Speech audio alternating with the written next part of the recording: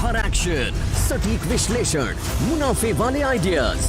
कीजिए कल की तैयारी आज हमारे साथ। देखिए CNBC आवाज मोतीलाल ओसवाल स्टूडियो से लाइव।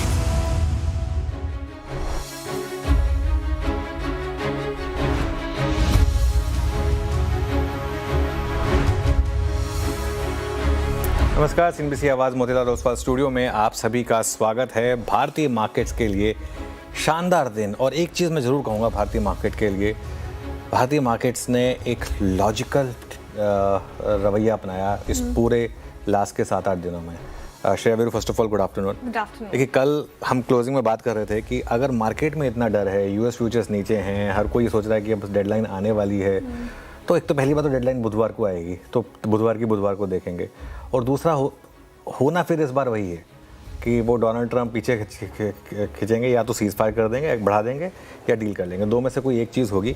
और इसका सबसे बड़ा एग्जांपल है जिस तरीके से आज बैंक निफ्टी भागा है। देखिए, कल bank Nifty 200 day moving average तक गया, कल उसको क्रॉस नहीं कर पाया, जबकि कल सारे कारण थे बैंक निफ्टी के पास क्रॉस करने के। सबको लगा होगा कि कल वो एक फेक ब्रेकआउट था, और उसके बाद आज बैंक निफ्टी ने इस तरीके का मूव दिखाया। और जब भी बैंक निफ्टी एक रैली को लीड करे, उसमें हमेशा ज़्यादा कॉन्फिडेंस होता है। और देख लीजिए आप बैंक निफ्टी में क्या मूव आए हैं। निफ्टी आईटी, ठीक है, निफ्टी आईटी भी चला, लेकिन असल मूव बैंक निफ्टी में ही आए हैं, और उसी ने मार्केट को लीड किया। चलिए इस शो की शुरुआत करेंगे। बहुत कुछ है आज डिस्कस करने को, और आज बहुत कुछ है डिस्कस करने को, लेकिन पहले शो की शुरुआत करेंगे हेडलाइंस के साथ। बैंक निफ्टी की लीडरशिप में मार्केट में ज़बरदस्त मोमेंटम। ईरान US के बीच पीस टॉक की उम्मीदों ने भी भरा जोश। निफ्टी करीब 200 पॉइंट उछलकर 24,550 के पार 2 महीने की ऊंचाई पर पहुंचा। 800 पॉइंट की तेजी के साथ बैंक निफ्टी ने भी 200 डे मूविंग एवरेज की बाधा की पार। मिड कैप और स्मॉल कैप में जोरदार तेजी। इंडिया विक्स 6% नीचे। आज के बिग स्टॉक्स का जलवा। शानदार नतीजों के बाद दौड़ा PNB हाउसिंग। इंटरडे में शेयर में लगातार 10% का अपर सर्किट रहा बरकरार। साथ ही ग्रो और बैंक ऑफ महाराष्ट्र में 4 से 6% का उछाल। वहीं ओबरा रियल्टी, वेदांता, NMDC और हिंजिंक भी मजबूत कायम। रियल्टी शेयरों में आज सबसे ज्यादा खरीदारी 3 से 4% उछले। प्रेस्टीज, फिनिक्स और गोदरेज प्रॉपर्टी, साथ ही डिफेंस और NBFCs में भी जोरदार तेजी। 4 से 5% उछाल के साथ वायदा की टॉप गेनर्स में शामिल मन्नापुरम और LIC हाउसिंग। आज के 4 GPT सेक्टर और शेयर पड़े बिल्कुल सटीक। निफ्टी MNC इंडेक्स करीब 1% चढ़ा। साथ ही मजबूत चार्ट के दम पर ऑल टाइम हाई पर पहुंचा हिताची एनर्जी। वहीं L&T फाइनेंस और ग्रासी में भी अच्छी खरीदारी कायम। उधर स्पॉटलाइट SBI भी मजबूत कायम। नतीजों के लिहाज से कल अहम दिन। निफ्टी की 3 कंपनियां टेक महिंद्रा, ट्रेंट और SBI लाइफ लेकर आएंगे नंबर्स। 4% बढ़ सकता है ट्रेंट का प्रॉफिट। मार्जिन में भी सुधार संभव। कंपनी बोनस का भी करेगी ऐलान। वहीं हेवेल्स और ओरेकल फाइनेंशियल के नतीजों का भी रहेगा इंतजार।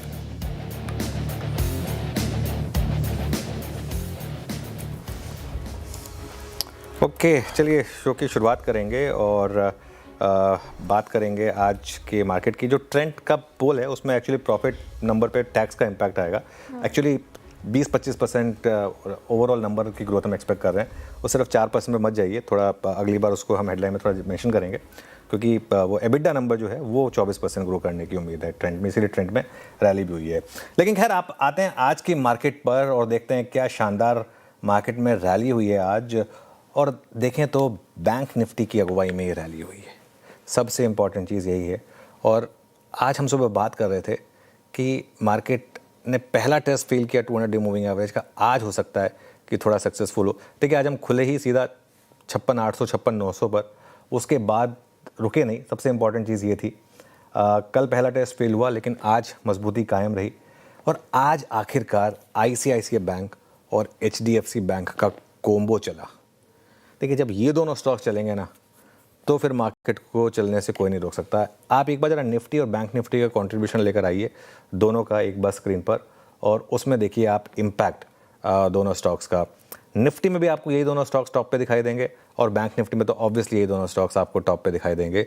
पहले निफ्टी का देख लेते हैं कंट्रीब्यूशन, उसके बाद बैंक निफ्टी का देख लेंगे। ये निफ्टी का है। देखिए, ICICI बैंक का करीब करीब 61 पॉइंट, HDFC बैंक का करीब करीब 36 पॉइंट का कंट्रीब्यूशन। 100 पॉइंट आ गए है ना श्रेया, इन दो स्टॉक से। 182 पॉइंट की रैली में 100 पॉइंट इन दोनों स्टॉक्स का कंट्रीब्यूशन है। ये आपको इंपॉर्टेंस बता रहा है इन दो स्टॉक्स की। बैंक निफ्टी का कंट्रीब्यूशन देखिए एक बार जरा ध्यान रखिएगा, बैंक निफ्टी में इन दोनों का वेट कुल मिलाकर 33% है। बैंक निफ्टी की रैली में करीब करीब 600 एग्जैक्ट 600 पॉइंट आउट ऑफ 800 इन दो स्टॉक्स की वजह से। जब ये दोनों स्टॉक्स चलते हैं तब इंपॉर्टेंट है। और हमेशा CNBC आवाज़ पर एक बात हुई हमेशा कि मार्केट को अगर तेज़ी की तरफ लेकर जाएगा तो वो बैंक निफ्टी है। बैंक निफ्टी ज़्यादा मजबूत है, ये हमेशा बात हुई है। IT की फर्जी रैली नहीं, बैंक निफ्टी की स्ट्रेंथ पर फोकस करें, वो ज़्यादा ज़रूरी था।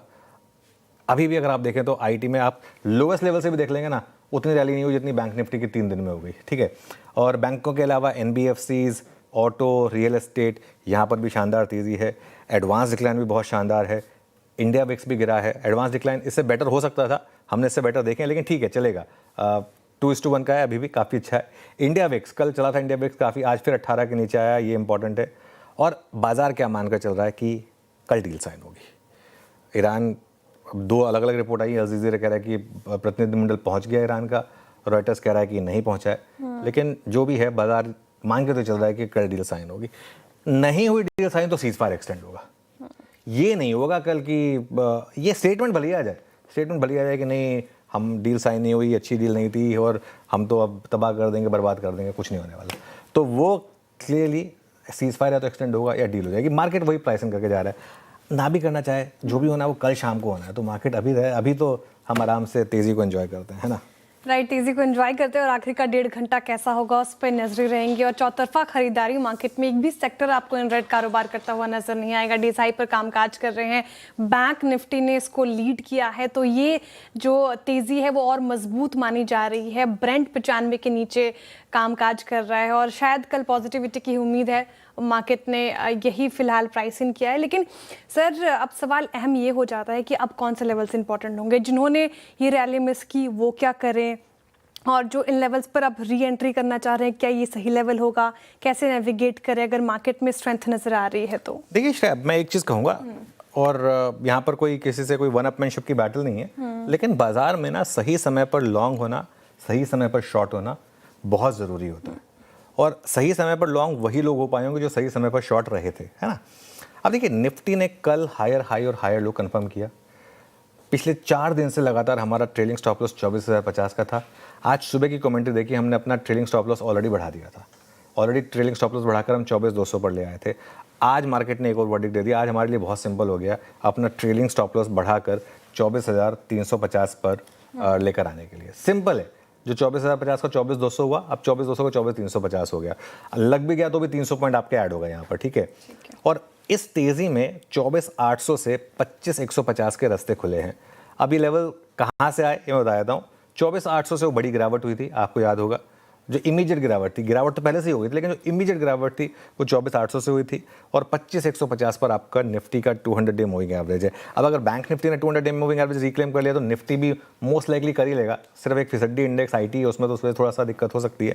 लेकिन इंडिविजुअल स्टॉक्स, और ट्रस्ट मी, इसीलिए, और मैं सच बताऊं तो अगर आप देखेंगे CNBC आवाज़ पर, और क्यों CNBC आवाज़ देश का नंबर 1 चैनल है, क्योंकि हम इस चीज़ को समझते हैं कि दर्शकों को क्या चाहिए, हमारे मन को क्या चाहिए वो नहीं। तो इसीलिए हम ज़्यादा फोकस जो है ना आजकल स्टॉक्स पे कर रहे हैं। सुबह की कमेंट्री में अगर आप देखें 7 बिग स्टॉक्स थे, 2 स्पॉटलाइट और 6 चैट GPT वाले काउंटर्स थे। कुल मिलाकर 15 स्टॉक्स हमने डिस्कस करे थे, है ना। ज़्यादातर कुछ गलत भी पड़े, लेकिन ज़्यादातर में मुँह जो है वो आपके फेवर में आया है। जहाँ तक निफ्टी की बात है, लॉन्ग रहे, ट्रेलिंग स्टॉप लॉस अब अपना बढ़ाकर 24,350 पे ले आए, जैसा कि मैंने डिस्कस किया। नई एंट्री के लिए 24,400 से 500 की कोई भी डिप मिल जाए, और मिल सकती है आपको, हो सकता है आज ही मिल जाए। 24,400 से 500 की कोई भी डिप मिल जाए, उसका वेट करें। और रेजिस्टेंस रहेगा अब आपका करीब करीब 24,800 पर। बैंक निफ्टी की जहाँ तक बात है, आज अगर 57,300 के ऊपर बंद हुए तो ये बड़ा पॉजिटिव होगा। ये 200 डे मूविंग एवरेज है, याद रहे, इसी की बात हुई थी हमारी। और यहाँ से वापस हम ऑल टाइम हाई तक भी जा सकते हैं बैंक निफ्टी पर। अब 56,800 का आपका ट्रेलिंग स्टॉप लॉस होगा। बहुत कुछ इस चीज़ के ऊपर डिपेंड करेगा कि आगे न्यूज़ फ्लो कैसा आता है, अर्निंग्स कैसी आती हैं, इन सब के ऊपर। Veeru, good afternoon. Stock specific क्या मूव्स रहे आज? बिल्कुल अनुज, बहुत अच्छे मूव्स हैं। और इस वक्त मैं पहला स्टॉक जो कंसिडर करूंगा अनुज, वो है AU स्मॉल फाइनेंस बैंक। गजब की मजबूती, इसमें कोई दराय नहीं कि पिछला भी जो स्विंग था निफ्टी बैंक का, जब हम करीब 60-300 तक गए थे, उस वक्त भी लीड इसने ही किया था, मतलब अच्छी प्राइस परफॉर्मेंस ही थी। इसने आज 4 फरवरी के स्विंग हाई को काट दिया 1036। मोस्ट स्पेशली इस सीरीज के आखिरी पड़ाव पे इसमें अब 1000 पे पुट राइटिंग विजिबल है। That's good. जिस छोर को आज ये छोड़ के आया वहां पे पुट राइटिंग विजिबल है। ओआई रखिएगा स्क्रीन पे प्लीज जरा एक बार, और स्क्रीन पर ओआई सब कुछ इंडिकेट करता हुआ 1000 की पुट पे स्ट्राइक पे राइटिंग, और साथ ही साथ आपके फ्यूचर्स को देखिए। ये मैं कह रहा था 3.68%, करीब 8.5 लाख शेयरों का बिल्डअप, शानदार मूव। दूसरा बजाज फाइनेंस। बहुत दिनों बाद इस B2 में से एक फैक्टर यानी बजाज फाइनेंस ने एक साथ आज की कैंडल में 941 के प्राइस पर दो बड़े एवरेजेस यानी 5 मार्च के बाद पहली बार 200 और 100 को पार कर रहा है। और इसीलिए अगर आप देखें सुबह शॉर्ट कवरिंग थी, अब फ्रेश बाइंग 3.25 लाख शेयर यहाँ पे जुड़े। बजाज फाइनेंस, मुथूट फाइनेंस का जिक्र करूंगा यहाँ पर। मुथूट में भी एक बहुत स्ट्रॉन्ग प्राइस परफॉर्मेंस, और इनफैक्ट दो गोल्ड फाइनेंस कंपनियां दोनों ही बहुत अच्छा कर रही हैं। मुथूट फाइनेंस आपकी स्क्रीन पे 3621 क्लस्टर ऑफ मूविंग एवरेज से पुल बैक दिया इसने 3621 डे हाई पे ट्रेड करता हुआ। यहाँ भी बाइंग काफ़ी अच्छी खासी है सुबह के एक शॉर्ट कवरिंग के फेज के बाद। एंड मोस्ट स्पेशली इसका बेस बहुत नज़दीक है, लगभग 3550 के आसपास। और लास्ट रखूंगा मैं यहाँ पे, दैट्स यूनो मिंटा। अगर हम एक बेटर रिवॉर्ड खोज रहे हैं तो जरा एक बार इस स्टॉक को लेकर आइएगा 1149 पे। जैसे मैंने बजाज फाइनेंस का जिक्र किया है, एक स्टॉक अपनी इस कैंडल में दो बड़े एवरेज को क्रॉस कर रहा है, ठीक वो यहाँ पर भी है। 0.73% ओआई बिल्डअप 1150 पे इसका आता है, 200 और 100। तो दोनों ही जगह बजाज फाइनेंस पर और यूनो मिंडा में काफ़ी अच्छी खासी स्ट्रेंथ और बड़े एवरेजेस को रिगेन करते हुए। अनुज, बाजार की प्लेसमेंट पे बात करते हैं। जैसे कि आप कह रहे थे कि ना हमने इस इवेंट के बावजूद इस तेजी को भुना है ना। कहाँ 22,200, फिर 22,500, 23,000, 23,500, 24,500 स्क्रीन पे हो गया। यहाँ से आगे अब आपका मतलब व्यू क्या होना चाहिए? 24,800 या 25,200 से ये वॉर शुरू हुई थी ना, हम सिंक हुए 24,200 तक, 22,200 तक। यहाँ से आगे स्टॉक स्पेसिफिक, इंडेक्स स्पेसिफिक रुझान क्या होना चाहिए? बिल्कुल वीरू, देखिए मैं एक चीज़ कहूँगा वीरू, और बहुत लोगों ने पिछले 2 महीनों में काफ़ी हमसे बात की, फीडबैक दिया, पॉजिटिव फीडबैक दिया लगातार। मैं एक ही चीज़ कहूँगा, पिछले 2 महीने में हमने सिर्फ एक चीज़ पर फोकस किया, अपने व्यू के बजाय जो मार्केट ने किया वो इम्पॉर्टेंट है ना। अब बॉटम निफ्टी का है, बॉटम किसी उसका नहीं है। मैं तो कई बार मुझे हैरानी होती है कि कई बार लोग अपने चैनल का नाम लिख के बॉटम लिख देते हैं, मतलब वो ये मान रहे हैं कि उनका चैनल बॉटम पे है ना। तो ये मतलब मुझे तो कई बार उस चीज़ से हैरानी होती है। मार्केट का बॉटम बना, कंफर्मेशन हुआ, 22,182 पर बॉटम बना, 1 महीने का चार्ट रखिएगा, लेकिन कंफर्मेशन 22,500, 22,700 पर मिला। जब उस एक थर्सडे को मार्केट ने खराब खबर पर उस 22,182 का लो लगाकर उसके बाद मार्केट 22,500 पर बंद हुआ था, उसके बाद 22,500 या 22,700 पर बंद हुआ था। वहां से ये व्यू लिया गया कि अब 22,182 का स्टॉप लॉस लगाकर आप लॉन्ग हो जाए, और उस स्टॉप लॉस को हम ट्रेल करते गए। परसों तक वो 24,050 पर था, उसके बाद कल और आज सुबह उसको 24,150 पर लेकर आ गए, और अब 24,350 पर लेकर आ गए। मुझे नहीं पता कि अब मार्केट आगे क्या करेगा। फ्रैंकली स्पीकिंग, क्या ये मार्केट वापस अब न्यू हाई पे जाएगा या ये मार्केट में कोई नया खबर होगा, हमें मार्केट बता देगा। अभी के लिए स्ट्रैटेजी है कि अपनी लॉन्ग में बने रहें और अपने ट्रेलिंग स्टॉप लॉस को और ऊपर ले आएं। अब नया ट्रेलिंग स्टॉप लॉस 24,350 का हो गया, और ओवरनाइट में आप ट्रेलिंग स्टॉप लॉस लगा नहीं पाएंगे, तो ओवरनाइट में अपनी पोजीशन को हेज करके जाएं। पिछले 1 महीने से, 1 महीना तो नहीं, मतलब हाँ, ऑलमोस्ट 1 महीना हो गया, लगातार 11-20 दिन से लगातार ये बात हुई है। जिस दिन ये मार्केट हमको वर्डिक्ट दे देगा कि नहीं अब चेंज हो रही है, उस दिन स्ट्रैटेजी चेंज हो जाएगी। स्टॉक स्पेसिफिक मूव्स अभी भी ज़बरदस्त हैं इस मार्केट में, और अभी भी मार्केट खाली है अच्छी क्वालिटी के स्टॉक्स में, बेकार स्टॉक्स में नहीं, अच्छी क्वालिटी के स्टॉक्स में। वो सब जो पुराने जो कुछ डब्बा स्टॉक्स में फंसाया गया है वो सब में नहीं, लेकिन उसके अलावा जो स्टॉक्स हैं पुरानी घटिया क्वालिटी के IPOs वगैरह को छोड़ दीजिए, वो 1-2 वो कहते हैं ना वो स्टैनली का डब्बा वगैरह, उसको छोड़ दें। उसके अलावा बाकी अगर आप देखेंगे तो मार्केट में अच्छे स्टॉक्स में अभी भी अच्छी अपॉर्चुनिटीज़ हैं, उनको आप चाहें तो कैप्चर करने की कोशिश कर सकते हैं। Having said that sir, opportunity आपने बात की और स्पेसेस की हम चर्चा कर रहे हैं लगातार। रियल्टी पैक आज फोकस में है, 2.5-3% ये इंडेक्स ऊपर। लेकिन सर इस तेजी पर कितना भरोसा किया जाए, क्योंकि पिछले कुछ सालों में रिटर्न्स मिले नहीं है रियल्टी पैक से, तो अभी कन्विक्शन बन रहा है आपका रियल्टी स्पेस को लेकर? देखिए, कन्विक्शन रियल्टी पैक को लेकर तब बनेगा जब एक दो क्वार्टर अच्छे नंबर्स के आ जाएंगे। जैसे अब ओबेरॉय का ये वाला क्वार्टर अच्छा आया है, ठीक है, प्रेस्टीज में एक दो अच्छे क्वार्टर्स आए हैं। इनके साथ दिक्कत क्या है, ये जो स्टॉक्स है ना, ये काफ़ी लंपी होते हैं। मतलब इनमें अब जैसे गोदरेज प्रॉपर्टीज़ है, ये जैसे मैं कुछ स्टॉक्स को कहता हूँ जंगली स्टॉक्स हैं कि यार आप एक साल का चार्ट देखिए गोदरेज प्रॉपर्टीज़ का, इसमें आप ले के बैठ गए या बेच के बैठ गए तो पैसा नहीं बना, लेकिन अगर आपने अपने आप को बार बार टाइमिंग सही रखी तो पैसा सही बना है। टाइमिंग का गेम है ये रियल एस्टेट स्पेस जो है। इनमें बड़ी रैली आएगी जब इकोनॉमी में एक कॉन्फिडेंस आएगा कि हाँ अब यहाँ से रेट्स वापस बढ़ेंगी नहीं और अर्निंग्स ग्रोथ स्ट्रांग रहेगी। जब वो आएगा तब रियल एस्टेट में एक वन वे तेज़ी होती है। उससे पहले सारी के सारी जो स्पेसेस हैं ये टाइमिंग का गेम होती हैं। चलिए अब आज के रफ्तार के घोड़े फिसड्डी स्टॉक्स की बात कर लेते हैं, फिर आगे बढ़ेंगे। रफ्तार के घोड़े स्टॉक, सबसे पहले PNB housing finance, hero of the day, clear hero of the day. शानदार नतीजों के बाद भागा।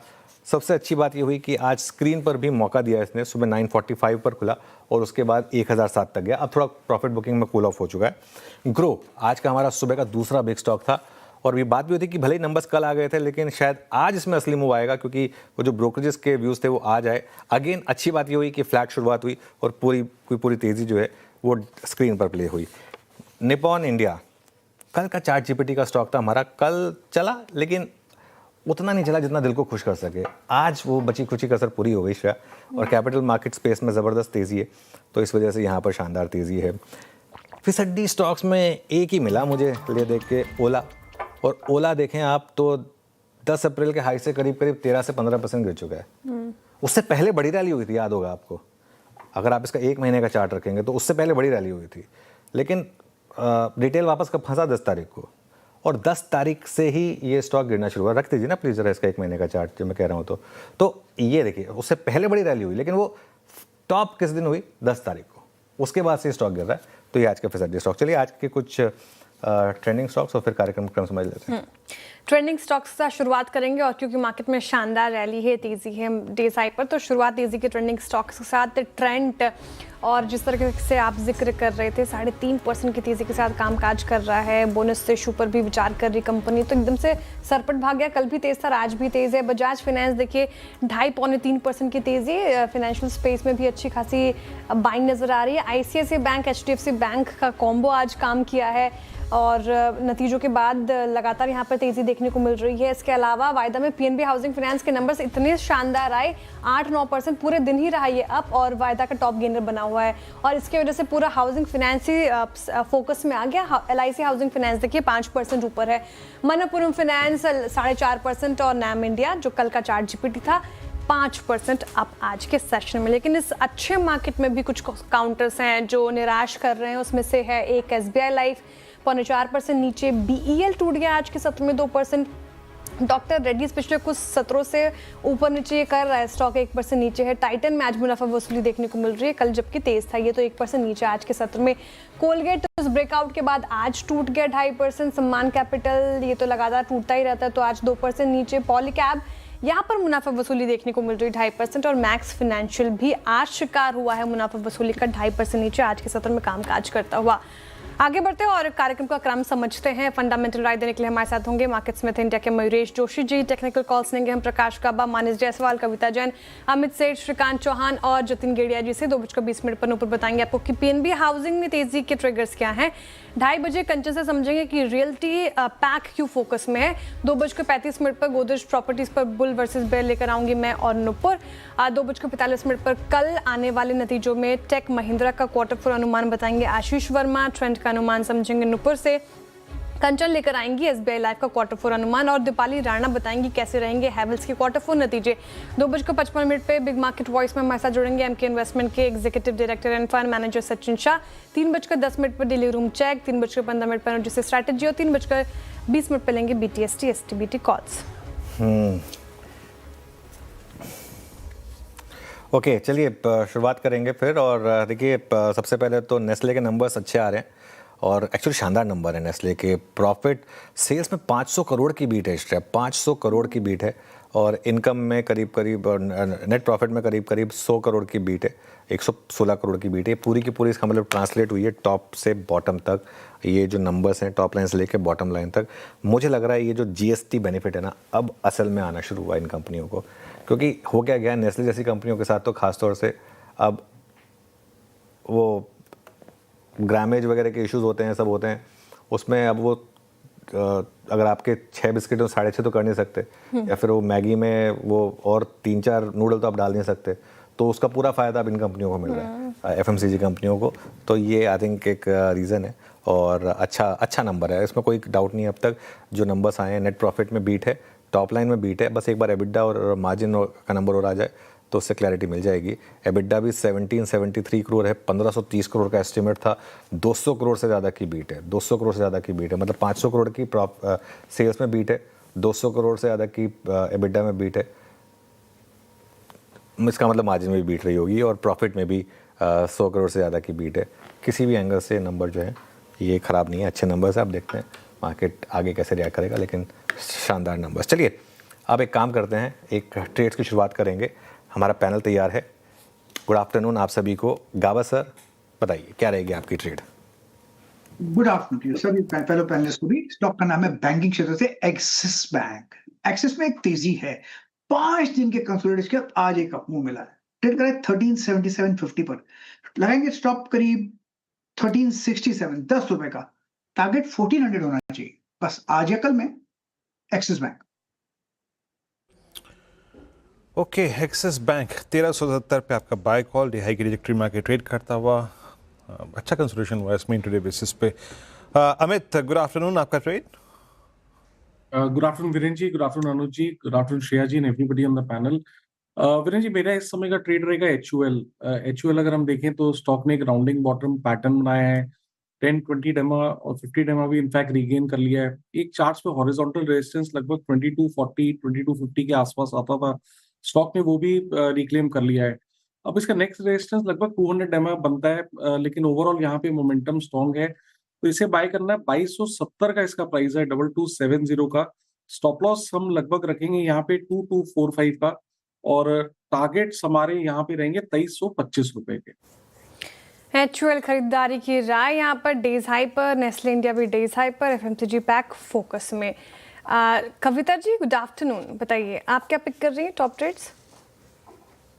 Very good afternoon Shreya, good afternoon everyone. So FMCG से ही टाटा कंज्यूमर की प्लेसमेंट भी काफी अच्छी है, अपने सारे एवरेजेस के ऊपर जाकर ट्रेड कर रहा है। वीकली चार्ट तो ये अपने सारे रेजिस्टेंस के ऊपर आते हुए दिखा है।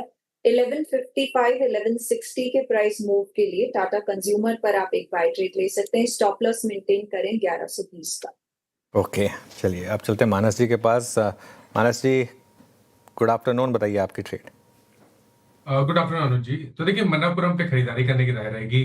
मनापुरम ने फाइनली अपनी 200 मूविंग एवरेज को रिगेन कर लिया, 100 मूविंग एवरेज को रिगेन कर लिया, और काफी बढ़िया वॉल्यूम भी देखने को मिल रहे हैं। आई थिंक यहाँ पर करंट लेवल्स पे खरीदारी करनी चाहिए। स्टॉप लॉस 277 का लगाएंगे और टारगेट 290, 290 रुपए के रखेंगे। ये कैश लेवल्स हैं। चाहे तो 280 वाला कॉल ऑप्शन जो 6 रुपए 65 पैसे पे ट्रेड हो रहा है, उसमें 4.5 रुपए का स्टॉप लॉस लगा लें और इस ऑप्शन में 12 रुपए के टारगेट सेट कर लें। ओके, मन्नापुरम एनबीएफसीज में आज बड़ा strong move and most specially in gold finance कंपनियों। 280 की कॉल, 665 पे आपका सिर्फ विकल्प है। जतिन गिरिया हमारे साथ हैं इस वक्त। जतिन गुड आफ्टरनून, आपका ट्रेड? Good afternoon everyone. तो हमारा जो ट्रेड होगा वो करूर वैश्य बैंक में होगा। करूर वैश्य का टेक्निकली आज एक 5 दिनों का कंसोलिडेशन अपसाइड की तरफ में ब्रेकआउट हो रहा है, 40 दिन के एवरेज के ऊपर जाके ट्रेड कर रहा है, सस्टेन कर रहा है। हमें लगता है कि आने वाले 1 से 2 ट्रेडिंग सेशन में अच्छा खासा अपमूव देखने को मिल सकता है। 307 रुपए के टारगेट्स के लिए लॉन्ग करने की सलाह रहेगी। 284 का स्टॉप लॉस लगाना होगा। करूर वैश्य बैंक ये पसंद आ रहा है जतिन जी को, खरीदारी की राय। टेक्निकल कॉल्स पूरे हो गए हैं और सभी बाई साइड की ट्रेड है। फटाफट से रिकैप ताकि आप टारगेट और स्टॉप लॉस जॉट डाउन कर पाएंगे। आप बस ने एक्सिस बैंक चुना है, खरीदारी की राय 1400 का टारगेट देख रहे हैं वो, 1367 का स्टॉप लॉस लगाइए। अमित जी कह रहे हैं कि एचयूएल अच्छा लग रहा है ये काउंटर डेज हाई पर है। 2325 के टारगेट के लिए चेज कीजिए। 2245 का स्टॉप लॉस मेंटेन करना है आपको। कविता जी भी इसी स्पेस से टाटा कंज्यूमर चुन रही हैं, यहाँ पर खरीदारी की राय उनकी तरफ से भी। और 1155 से लेकर 1160 के टारगेट के लिए आप इसे देखें और 1120 का आपको स्टॉप लॉस लगाना है।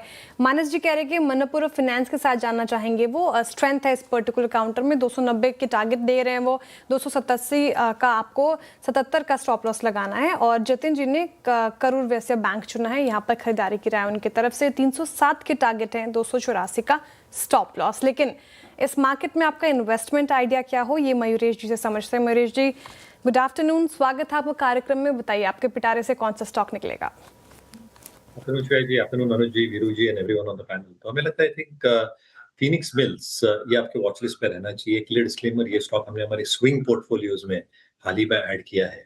रिजल्ट्स ड्यू है अगले हफ्ते में 7 दिनों में। कहीं ना कहीं आई थिंक जो इनका पोर्टफोलियो है, specifically I think mall based portfolio, यहाँ पे एक सिग्निफिकेंट ट्रैक्शन देखने मिला है। जो भी नई इनकी प्रॉपर्टीज ओपन अप हुई है, यहाँ पे जो फिट आउट्स है, यहाँ पे आई थिंक ऑलमोस्ट एक 90-95% कंप्लीशन हुआ है। और जैसे यूटिलाइजेशन लेवल्स बढ़ते जाएंगे, कहीं ना कहीं आई थिंक रेवेन्यूज में रिफ्लेक्ट होगा। जो रीलीजिंग हो सकती है अगले 12 या 24 महीनों में, वहां पे भी अच्छा खासा इजाफा हमें देखने मिल सकता है based on what we probably seen so far. और इसलिए लगता है उनका जो कोर पोर्टफोलियो है, यहाँ पे ट्रिमेंडस ग्रोथ देखी जा सकती है। जो उनका होटल्स का कारोबार है as part of the group itself, वहां पे भी आई थिंक एक सिग्निफिकेंट एक्रीशन देखी जा सकती है। You are approaching the summer season. और कहीं ना कहीं I think even if they are not having leisure based hotels, कहीं ना कहीं उनकी जो प्रॉपर्टीज है, आई थिंक इनकी ऑक्यूपेंसी लेवल्स और जो ARRs होते हैं, ये काफी सिग्निफिकेंटली हाई होते हैं। On the commercial side of the business, जो उनका एन्युटी बेस्ड रेवेन्यू है, वहां पे भी एक सिग्निफिकेंट एक्रीशन हमें कंसिस्टेंटली देखने मिल रहा है। और हमें लगता है आई थिंक एक रियल एस्टेट प्रॉक्सी के हिसाब से, it's not just malls but commercial properties और होटल्स, तो एक कंप्लीट पैकेज है शायद फीनिक्स मिल्स के साथ। तो हमें काफी पसंद आ रहा है। फिनिक्स मिल, ये आपकी कॉल है आपकी स्क्रीन पर। तो यहाँ पे कॉल्स का क्रम पूरा हो गया। मार्केट से डे हाई 24,581, निफ्टी बैंक 57,401। हम हैं डे हाई पर। इसे कहते हैं स्ट्रेंथ। और जब मजबूती शब्द का जिक्र होता है तो मेरे जहन में एक कथन आता है, प्रत्यक्ष को प्रमाण की ज़रूरत नहीं होती। अनुज, CNBC आवाज़ एक संगठन है ना, एक संस्थान है। इसमें आप मेरे ख्याल से 22-23 साल आपको हो गए, 10 साल मेरे को हो गए। बिल्कुल। इस संगठन को हम कह के पुकारते हैं, है ना। बिल्कुल। कंटेंट है, बिल्कुल एक परिवार है, लोग उसका हिस्सा हैं। कभी कभी कुछ बातें ऐसी निकल के भी आती है कि आपका कंटेंट यहाँ का आया, वहाँ का आया, देख के थोड़ा सा बुरा लगता है अनुज। बट इस मुकाम पे आप क्या कहेंगे? वीरू, जो बात आपने कही ना, मैं मतलब आपने एकदम एक लाइन में पूरा निचोड़ दे दिया उसका। CNBC आवाज़ एक संगठन है, ये एक इंडिविजुअल नहीं है ये, और ना ही ये कभी एक इंडिविजुअल बनेगा, और ना ही यहाँ पर कोई इंडिविजुअल कभी चैनल से ऊपर आएगा। हमेशा हम कभी भी बात करते हैं ना, हम CNBC आवाज़ बिग स्टॉक्स की बात करते हैं, हम CNBC आवाज़ स्पॉटलाइट की बात करते हैं, हम CNBC आवाज़ ChatGPT की बात करते हैं, हम CNBC आवाज़ स्ट्रैटेजी की बात करते हैं। पिछले 4 सालों से CNBC आवाज़ की स्ट्रैटेजी सिंपल रही है, आप यानी कि व्यूअर, ना कि मैं, ठीक है ना। और एक चीज़ मैं आपको बताऊं, मैं तो 4 साल हुए मुझे CNBC आवाज़ की कमान ली। उससे पहले भी स्टैंडर्ड्स अच्छे ही थे, लेकिन मैंने तो जब CNBC आवाज़ ज्वाइन किया था, मैं तो इंग्लिश चैनल में था अच्छे से। मैं तो हमेशा एक चीज़ रखी थी, हम अपने स्टैंडर्ड्स हमेशा ऊपर रखेंगे। हमने हमेशा अपने स्टैंडर्ड्स ऊपर रखे हैं। और अगर मुझे कभी किसी को कॉपी करना भी हुआ ना, वीरू, पहली बात तो मैं किसी को कॉपी करता नहीं हूँ।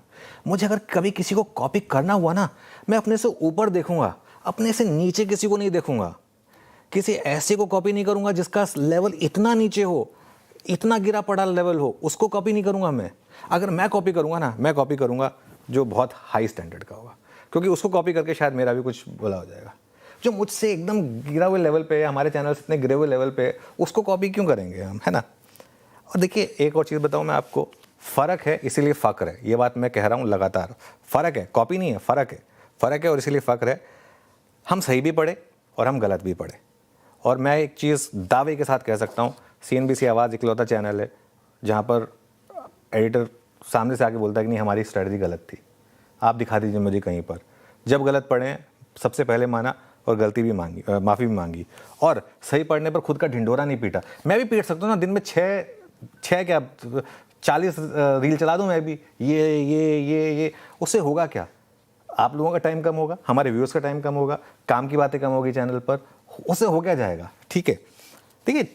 और एक चीज़, यहाँ पर ना चापलूसी से नहीं होता काम हमारे चैनल पर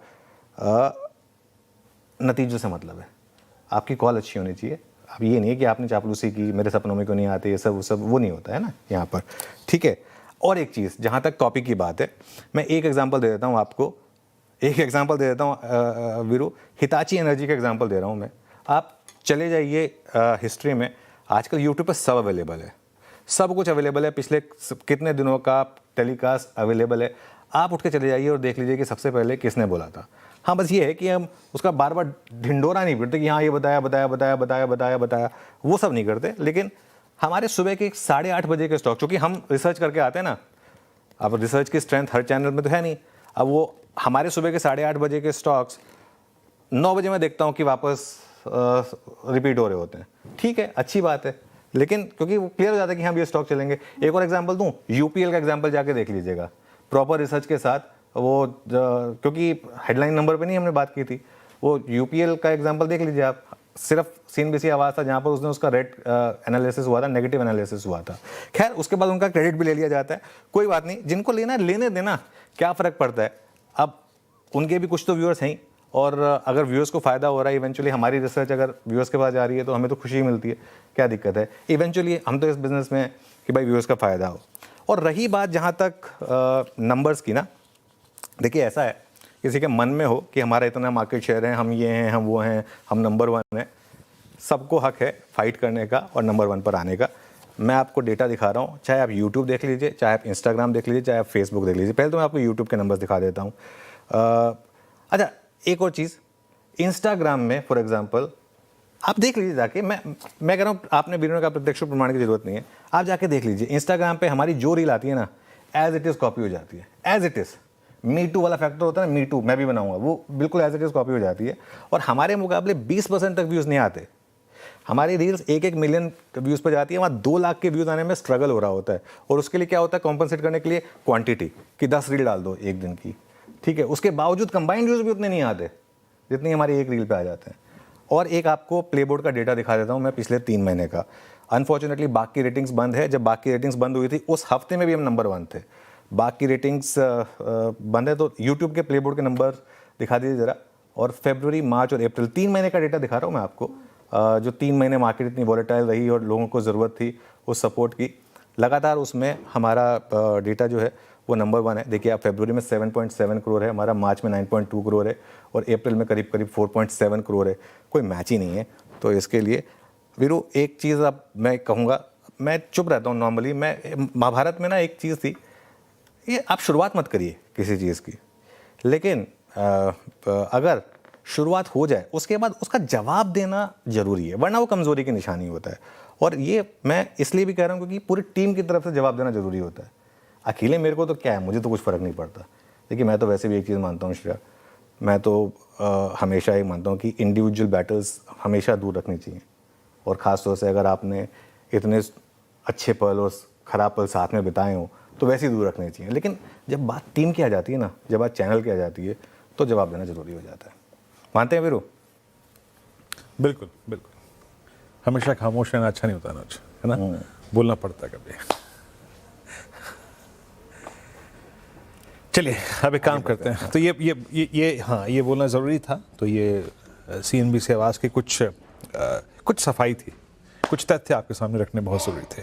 चलिए काम करते हैं, कॉल्स भी पूरी हो गई, ये बात भी पूरी हो गई, और कैसे आपका विश्वास सीएनबीसी आवाज़ पे बना रहा, और इस टीम की रिसर्च, कंटेंट, एंकर्स का कंटेंट, वो सब आप उससे अवगत हैं ही। खैर चलिए अब एक काम करते हैं, 1-2 स्टॉक्स और मॉनिटर कर लेते हैं यहाँ पे जो अच्छा कर रहे हैं। मीनवाइल निफ्टी आपकी स्क्रीन पे डे हाई पर है। 1-2 कॉल्स ले आते हैं ज़रा, प्लीज़ लेके आइएगा। आज 1-2 स्टॉक्स जो अच्छा कर रहे हैं, मानस प्लीज़ देखिएगा बजाज फाइनेंस। हालांकि मैं बजाज फाइनेंस से पहले प्लीज़ ज़रा एक बार थोड़ा सा विषय चेंज करना चाहूँगा। Let's bring Nestle post numbers. Nestle आज सुबह से ही काफ़ी अच्छा तेज़ था, बट इट्स नाउ 1346। मानस राय क्या रहेगी? अब ये मल्टी ईयर जो कि 1345 के आसपास आ रही है, उसको बाइसेक्ट कर रहा है। आपका टेक इस पे? देखिए, मेरा समझना यह है कि ये जो पूरा रेंज 1350 से लेकर 1400 का है, जहां पर स्टॉक में रेजिस्टेंस है, इस बार शायद स्टॉक इसको ब्रेक कर सकता है। और अगर 1400 के ऊपर निकला तो एक बड़ी रैली के लिए स्टॉक तैयार होगा। अभी तक के ट्रेडिंग के तौर पे देखें तो अगर आपने लॉन्ग पोजीशन बनाई है तो कम से कम 1400 के टारगेट के लिए तो आप पोजीशन को होल्ड करें, लेकिन ये सही समय है जब स्टॉप लॉस को रिवाइज करके 1324 के नीचे लगा लेना चाहिए। ओके हाँ, तो नेस्ले पे बात होगी। Q4 नंबर काफ़ी अच्छे और स्ट्रीट ने वैसे ही रिवॉर्ड किया है। देखिए एकदम से वर्टिकल राइज नेस्ले इंडिया डीज हाई पर है। एचयूएल पिक किया हमारे पैनल ने, टाटा कंज्यूमर पिक किया हमारे पैनल ने, और शानदार तेजी पूरे एफएमसीजी पैक में। एक बार रखिएगा, फ्राइडे का सेशन याद ही होगा एफएमसीजी पैक के लिए कितना शानदार रहा था। नेस्ले एक बार वीबीएल फिर से रिविजिट करना चाहेंगे वीबीएल को, क्योंकि शुरुआत से ही तेज है। कल के चार्ट जीपीटी में वीबीएल लिया गया था और देखिए आज 4% की तेजी के साथ कामकाज कर रहा है। एक चार्ट चेक इस पे भी, अमित जी वरुण बेवरेजेस का चार्ट आप देख लीजिए, 482 के लेवल पर कारोबार करता हुआ। जिन्होंने मिस किया इसको, क्या इस लेवल पर हाथ लगाए? जी डेफिनेटली काफी स्ट्रॉन्ग मोमेंटम है यहाँ पे श्रेया जी। कल के सत्र में हमने 3-4 दिनों की रैली के बाद एक पॉज देखा था 200 डेमा पे, और आज हमने देखा कि 200 डेमा रिस्पेक्ट हुआ है, वहीं से बाउंस आया। कल का जो हाई था, कल एक थोड़ी सी रेड कैंडल थी, उसको भी क्रॉस कर लिया है। तो मोमेंटम यहाँ पे बना हुआ है। नेक्स्ट रेजिस्टेंस लगभग 511-515 के आसपास आता है। मुझे लगता है स्टॉक ये 511-515 की तरफ जा रहा है। अगर आपने रैली मिस की है तो एक आप स्टॉप लॉस लगभग 474 का लगा के यहाँ पे पोजीशन बना सकते हैं for targets of 510। Okay, Shrikant Chauhan आए हैं पैनल में। Shrikant ji good afternoon. श्रीकांत जी बताइए आपकी ट्रेड क्या रहेगी इस समय की? Good afternoon Anuj ji, good afternoon Virendra and everyone. तो देखिए मुझे लग रहा है कि करंट लेवल से मार्केट थोड़ा स्टेबल हो रहा है, 24,500 के ऊपर सस्टेन हो रहा है। बेस्ड ऑन दैट हमें और भी अपवर्ड एक्टिविटी देखने मिलेगी। स्पेसिफिकली भारत फोर्ज ये स्टॉक हमें करंट लेवल से अच्छा लग रहा है। यहाँ पे हमें लग रहा है कि जो स्टॉक है वो अपने ऑल टाइम हाई के काफ़ी नज़दीक आ गया है, but at the same time जो रिकवरी बनी है वो काफ़ी सस्टेन रैली है। तो करंट लेवल से ये स्टॉक एक बार 1975 से लेकर 2000 तक के लेवल्स दिखा सकता है। तो करंट लेवल से भारत फोर्ज को खरीदें, और जो लोवेस्ट आई मीन टू से आज के लेवल्स है 1875, उसे as a stop loss consider करें। तो 1875 के स्टॉप लॉस के साथ भारत फोर्ज को खरीदना है। भारत फोर्ज पर चर्चा हो गई, खरीदारी की राय श्रीकांत जी की पिक हो गई है। 2% अप है आज के सेशन में। अच्छा, पूरा ऑटो एंसरी स्पेस फोकस में आज सभी में अच्छी खासी बाइंग। लेकिन इसके अलावा आज का स्टॉक ऑफ द डे मान लें आप, hero of the day PNB housing finance. Numbers आए, नंबर्स इतने शानदार कि स्ट्रीट ने रिवॉर्ड किया। 8% की तेजी के साथ अभी भी कामकाज कर रहा है, लेकिन नंबर में ऐसा क्या जो इतना भाग गया स्ट्रीट को, ये समझ लेते हैं। नुपुर से नुपुर, गुड आफ्टरनून। और आज का hero of the day PNB housing finance. बिल्कुल, गुड आफ्टरनून श्रेया। और सुबह से हम नंबर डिस्कस करें, काफ़ी बेटर नंबर यहाँ पर आए थे, और कॉन्फ्रेंस कॉल के बाद भी मैनेजमेंट का जो गाइडेंस निकल के आया वो भी काफ़ी पॉजिटिव है। क्विकली आपको नंबर्स बता देती हूँ। लोन बुक देखें तो 15% की ग्रोथ यहाँ पर आती हुई दिखी है। रिटेल एसेट में 16% की ग्रोथ यहाँ पर आई है। डिसबर्समेंट देखें तो 32% की स्ट्रॉन्ग ग्रोथ आपको वहाँ भी दिखेगी। एनआईआई में 11% की ग्रोथ है। सालाना आधार पर मुनाफा भी करीबन 19% बढ़कर आते हुए दिखा है। एसेट क्वालिटी काफ़ी मजबूत है। ग्रॉस एनपीए, नेट एनपीए में सुधार आते हुए नजर आया। कॉन्फ्रेंस कॉल में मैनेजमेंट ने गाइडेंस दिए और काफ़ी स्ट्रीट को पसंद आ रही है। FY27 में जो रिटेल लोन ग्रोथ होगी वो करीबन 18 से 20% यहाँ पर देखने को मिल सकती है। लोन बुक की साइज 1 लाख करोड़ के पार जाती हुई नजर आ सकती है। रिटर्न ऑन एसेट की बात करें तो उसका गाइडेंस भी 2.4 से 2.5% के आसपास है। ओपेक्स करीबन 1 से 1.25% के आसपास रह सकता है। यील्ड्स के जो कंसर्न थे वहाँ पर भी मैनेजमेंट का कहना है कि बॉटम आउट हो चुका है, और इस क्वार्टर से यहाँ पर भी जो है मोमेंटम देखने को मिलेगा, इंप्रूव होते हुए नजर आएंगे। आने वाले 2 से 3 साल में अफोर्डेबल प्लस इमर्जिंग की जो लोन बुक होगी वो टोटल लोन बुक की 50% पहुंच जाएगी। मॉर्गन स्टैनली की काफ़ी पॉजिटिव रिपोर्ट है कंपनी पर। 1160 रुपये के यहाँ पे लक्ष्य देते हुए दिखे ओवरवेट की रेटिंग के साथ। मॉर्गन स्टैनली का यही मानना है कि डिसबर्समेंट ने जो उनके एस्टिमेट है वो बीट करते हुए ग्रोथ आती हुई दिखी है, और स्टॉक काफ़ी सस्ता है, इनएक्सपेंसिव है। वैल्यूएशन पे बात करें तो पीएनबी हाउसिंग फाइनेंस की प्राइस टू बुक वैल्यू करीबन 1.2 टाइम्स है। वहीं दूसरे प्लेयर्स में एलआईसी हाउसिंग फाइनेंस भी देखें तो 1 टाइम पे ट्रेड करता है। आवास फाइनेंशियल, आधार हाउसिंग और एप्टस वैल्यू देखें तो यहाँ पे वैल्यूएशन आपको ज़्यादा नजर आएंगे। 2 to 3 टाइम्स के प्राइस टू बुक पर वैल्यू जो है वो ट्रेड करते हुए दिखते हैं ये सारे स्टॉक्स। लेकिन पीएनबी हाउसिंग फाइनेंस सस्ता स्टॉक है, इसलिए मॉर्गन स्टैनली को पसंद आ रहा है और मैनेजमेंट की गाइडेंस काफ़ी पॉजिटिव है। वैल्यूएशन भी सस्ता है, नंबर्स काफ़ी स्ट्रॉन्ग है, ब्रोकरेजेस की तरफ से पॉजिटिव व्यू, बुलिश नज़रिया, 1160 के टारगेट प्राइस यानी कि 18-19% का अपसाइड पीएनबी हाउसिंग फाइनेंस में नजर आ रहा है। शुक्रिया अनुपुर जानकारी के लिए। लेकिन अब वक्त हो रहा है टॉप 3 कैश कॉल्स का और गाबा सर, कविता जी, अमित जी हमारे साथ मौजूद है कैश कॉल्स के लिए। गाबा सर, शुरुआत आपसे बताइए, कैश में कौन सा स्टॉक? स्टॉक का नाम है ICICI AMC। यस, बहुत बढ़िया रिकॉर्ड मिला है कंसोलिडेशन के बाद। ट्रेड कर रहा है 3460, स्टॉप लगाएंगे 3400 का, 60 रुपीज का, टारगेट 3550। ICICI AMC AMC आपका 3460 पे बाय कॉल है। अमित जी, आप क्या पिक करेंगे? किरण जी, मैं नेटवर्क टेक्नोलॉजीज के साथ जाऊंगा। यहाँ पे काफी स्ट्रॉन्ग मोमेंटम है, थोड़ा सा स्ट्रेच है लेकिन जरूर काफी स्ट्रॉन्ग मोमेंटम। यहाँ पे हल्का फुल्का डिप मिले तो बाय करें। स्टॉप लॉस रहेगा लगभग 3875 का और टारगेट्स रहेंगे 4025 के। Okay, Kavita ji good afternoon, आपकी cash trade? Afternoon sir. So Astra Microwave यहाँ पर एक बहुत अच्छे मूव और ब्रेकआउट आता हुआ दिखा है काउंटर पर 1108 के लेवल पर है।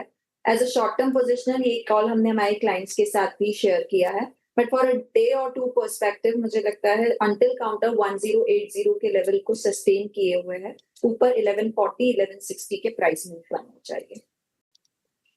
चलिए, तो कैश मार्केट की ट्रेड्स पूरी हुई आपके लिए। अभी कुछ देर में धमाकेदार ऑप्शंस पर बात करेंगे, लेकिन आज का सेक्टर ऑफ द डे है रियल एस्टेट, जहां ज़बरदस्त तेज़ी है। तेज़ी के ट्रिगर्स बताने के लिए कंचन जुड़ी हैं। कंचन, गुड आफ्टरनून। जी गुड आफ्टरनून। अच्छी खासी तेजी आज हमें पूरे ही रियलिटी पैक में अगर हम बात करें तो देखने को मिल रही है। इनफैक्ट 2.5% का इजाफा आज के सत्र में आता हुआ दिखाई दिया है। और इनफैक्ट अगर पिछले 2 महीने की बात करी जाए तो रियलिटी पैक आज अपने हायर लेवल्स पे जो है कारोबार करता हुआ दिखाई दे रहा है। इनफैक्ट अगर आप इस महीने की बात करें तो करीब 24% की तेजी हमें यहाँ पे भी देखने को मिली है। और अगर इस महीने के ट्रेडिंग सेशन देखे जाएं तो वो 13 थे, लेकिन 13 में से 10 ट्रेडिंग सेशन में इन ग्रीन जाके जो रियलिटी पैक है वो हमें बंद होता हुआ दिखाई दिया है। इसके बाद यहाँ पे काफी सारे हाउस व्यूज भी आए हैं। HSBC की रिपोर्ट आई है गोदरेज प्रॉपर्टीज के ऊपर, जहाँ पे उन्होंने खरीदारी की राय दी है और जो टारगेट प्राइस कोट किया है दैट इज 2800। उनका कहना यह है कि जो फिस्कल ईयर 27 की प्री सेल्स की ग्रोथ गाइडेंस है वो 20% रहने का अनुमान जो है वो जताया जा रहा है। पाइपलाइन यहाँ पे काफी ज्यादा स्ट्रॉन्गर साइड में देखने को मिल रही है, कैश फ्लो काफी ज्यादा स्ट्रॉन्गर साइड में है। वहीं अगर हम बात करें फिस्कल ईयर 28 की तो वहां पे भी रिटर्न ऑन इक्विटी हमें 20% देखने को मिल सकती है।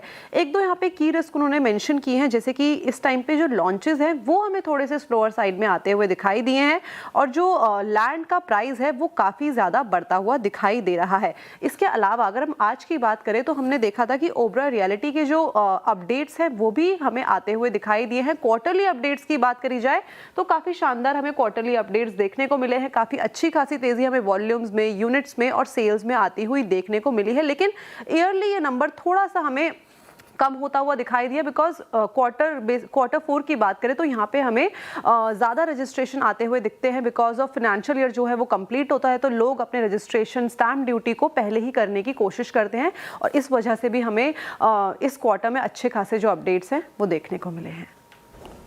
जी हाँ, तो इस क्वार्टर के अच्छे खासे अपडेट्स। मीनवाइल जब कंचन बात कर रही थी तो मैं सारे के सारे रियल स्टेट स्पेस को दिख रहा था और जो कि सारे स्टॉक्स रियल स्टेट के अंदर अगर आप देखें आते हैं। श्रीकांत, रियल स्टेट स्पेस में आप लोगों ने क्लाइंट्स के साथ क्या व्यू शेयर किया है?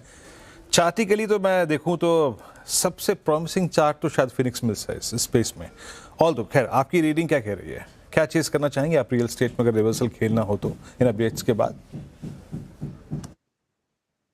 देखिए, तो वैसे रियल एस्टेट में हमने एक बड़ा सेल ऑफ देखा था और ये सेल ऑफ के पीछे के 2 रीजन थे। एक तो ये वॉर से रिलेटेड अनसर्टेनिटीज क्रिएट हो गई, उसके बाद थोड़ा हमने और सेल ऑफ देखा, और उसके पहले जो एक सेल ऑफ आया था वो because of particularly weakness in IT sector.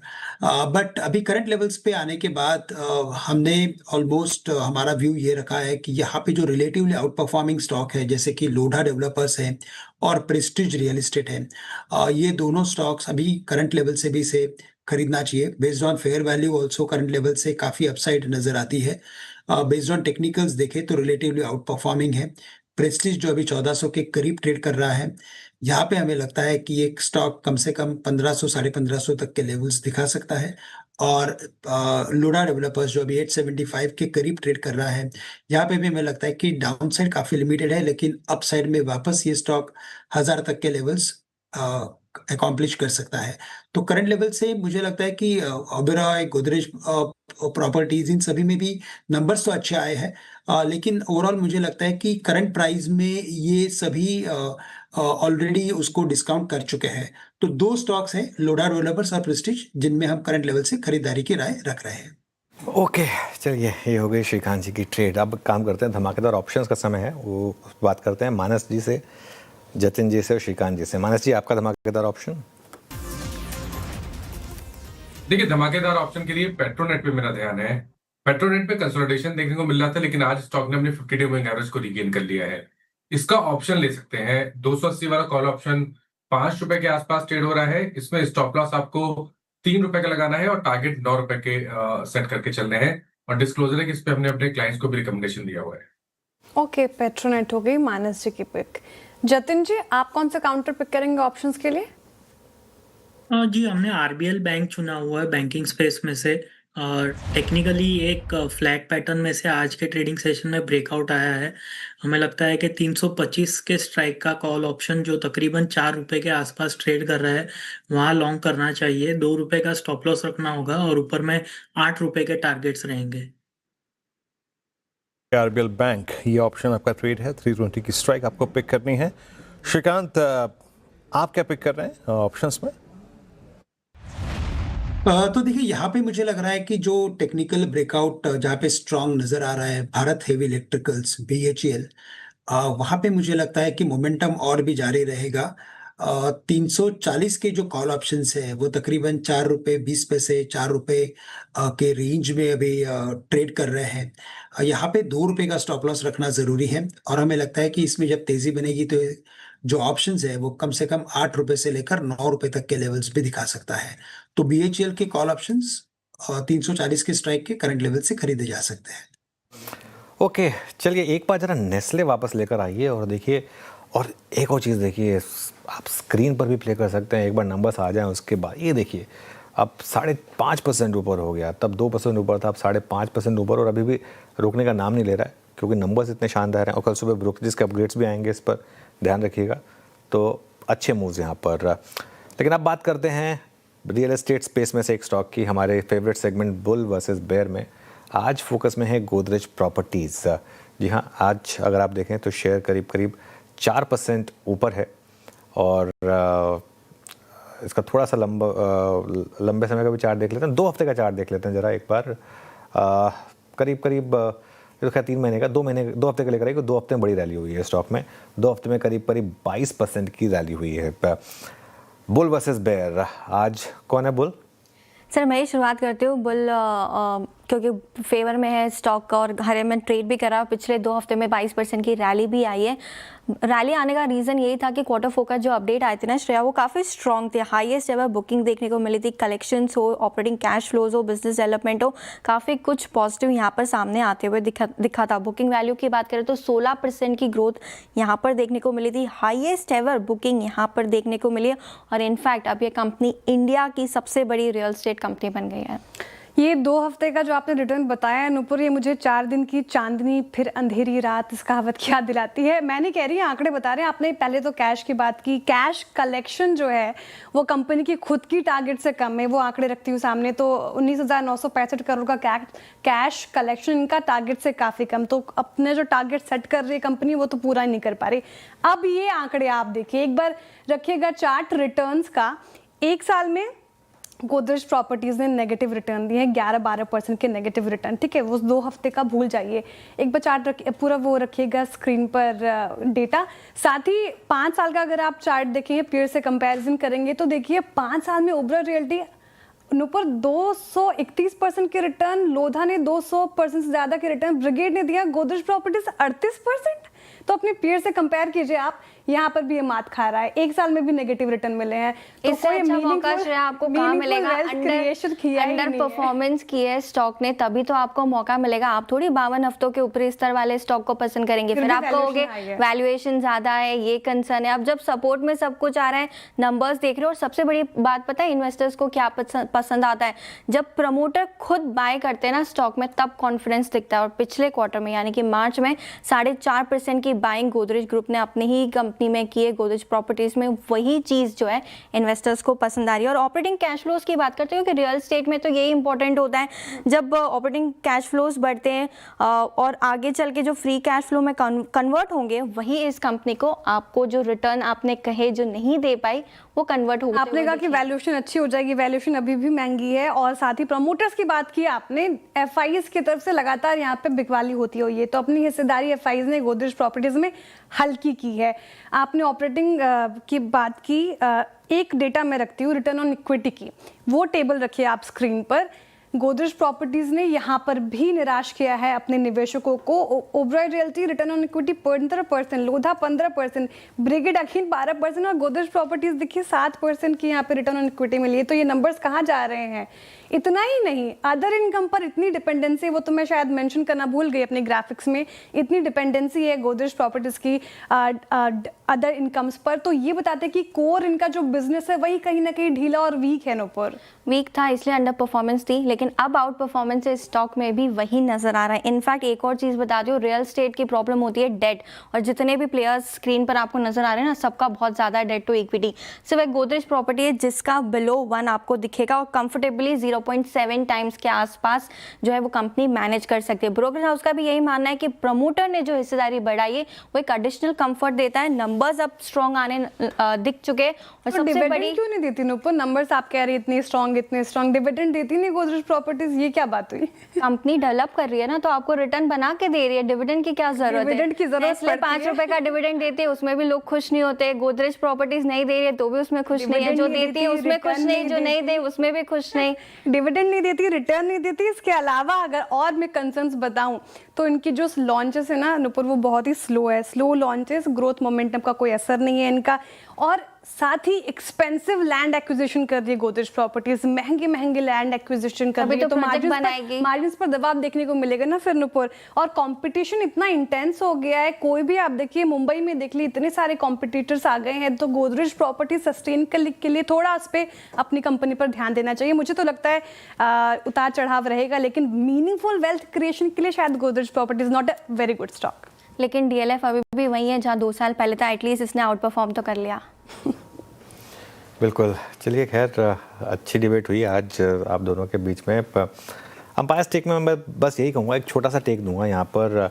ये आपके दोनों के तर्क ठीक हैं, लेकिन इशू ये है कि अगर आपने 2 हफ्ते पहले लिया तो आप बहुत खुश हैं, अगर आपने 4 या 5 साल पहले लिया तो आप कह रहे होंगे कि काश में किसी और स्टॉक में लगा देता पैसा रियल एस्टेट में। इसमें टाइमिंग काफ़ी मैटर करती है।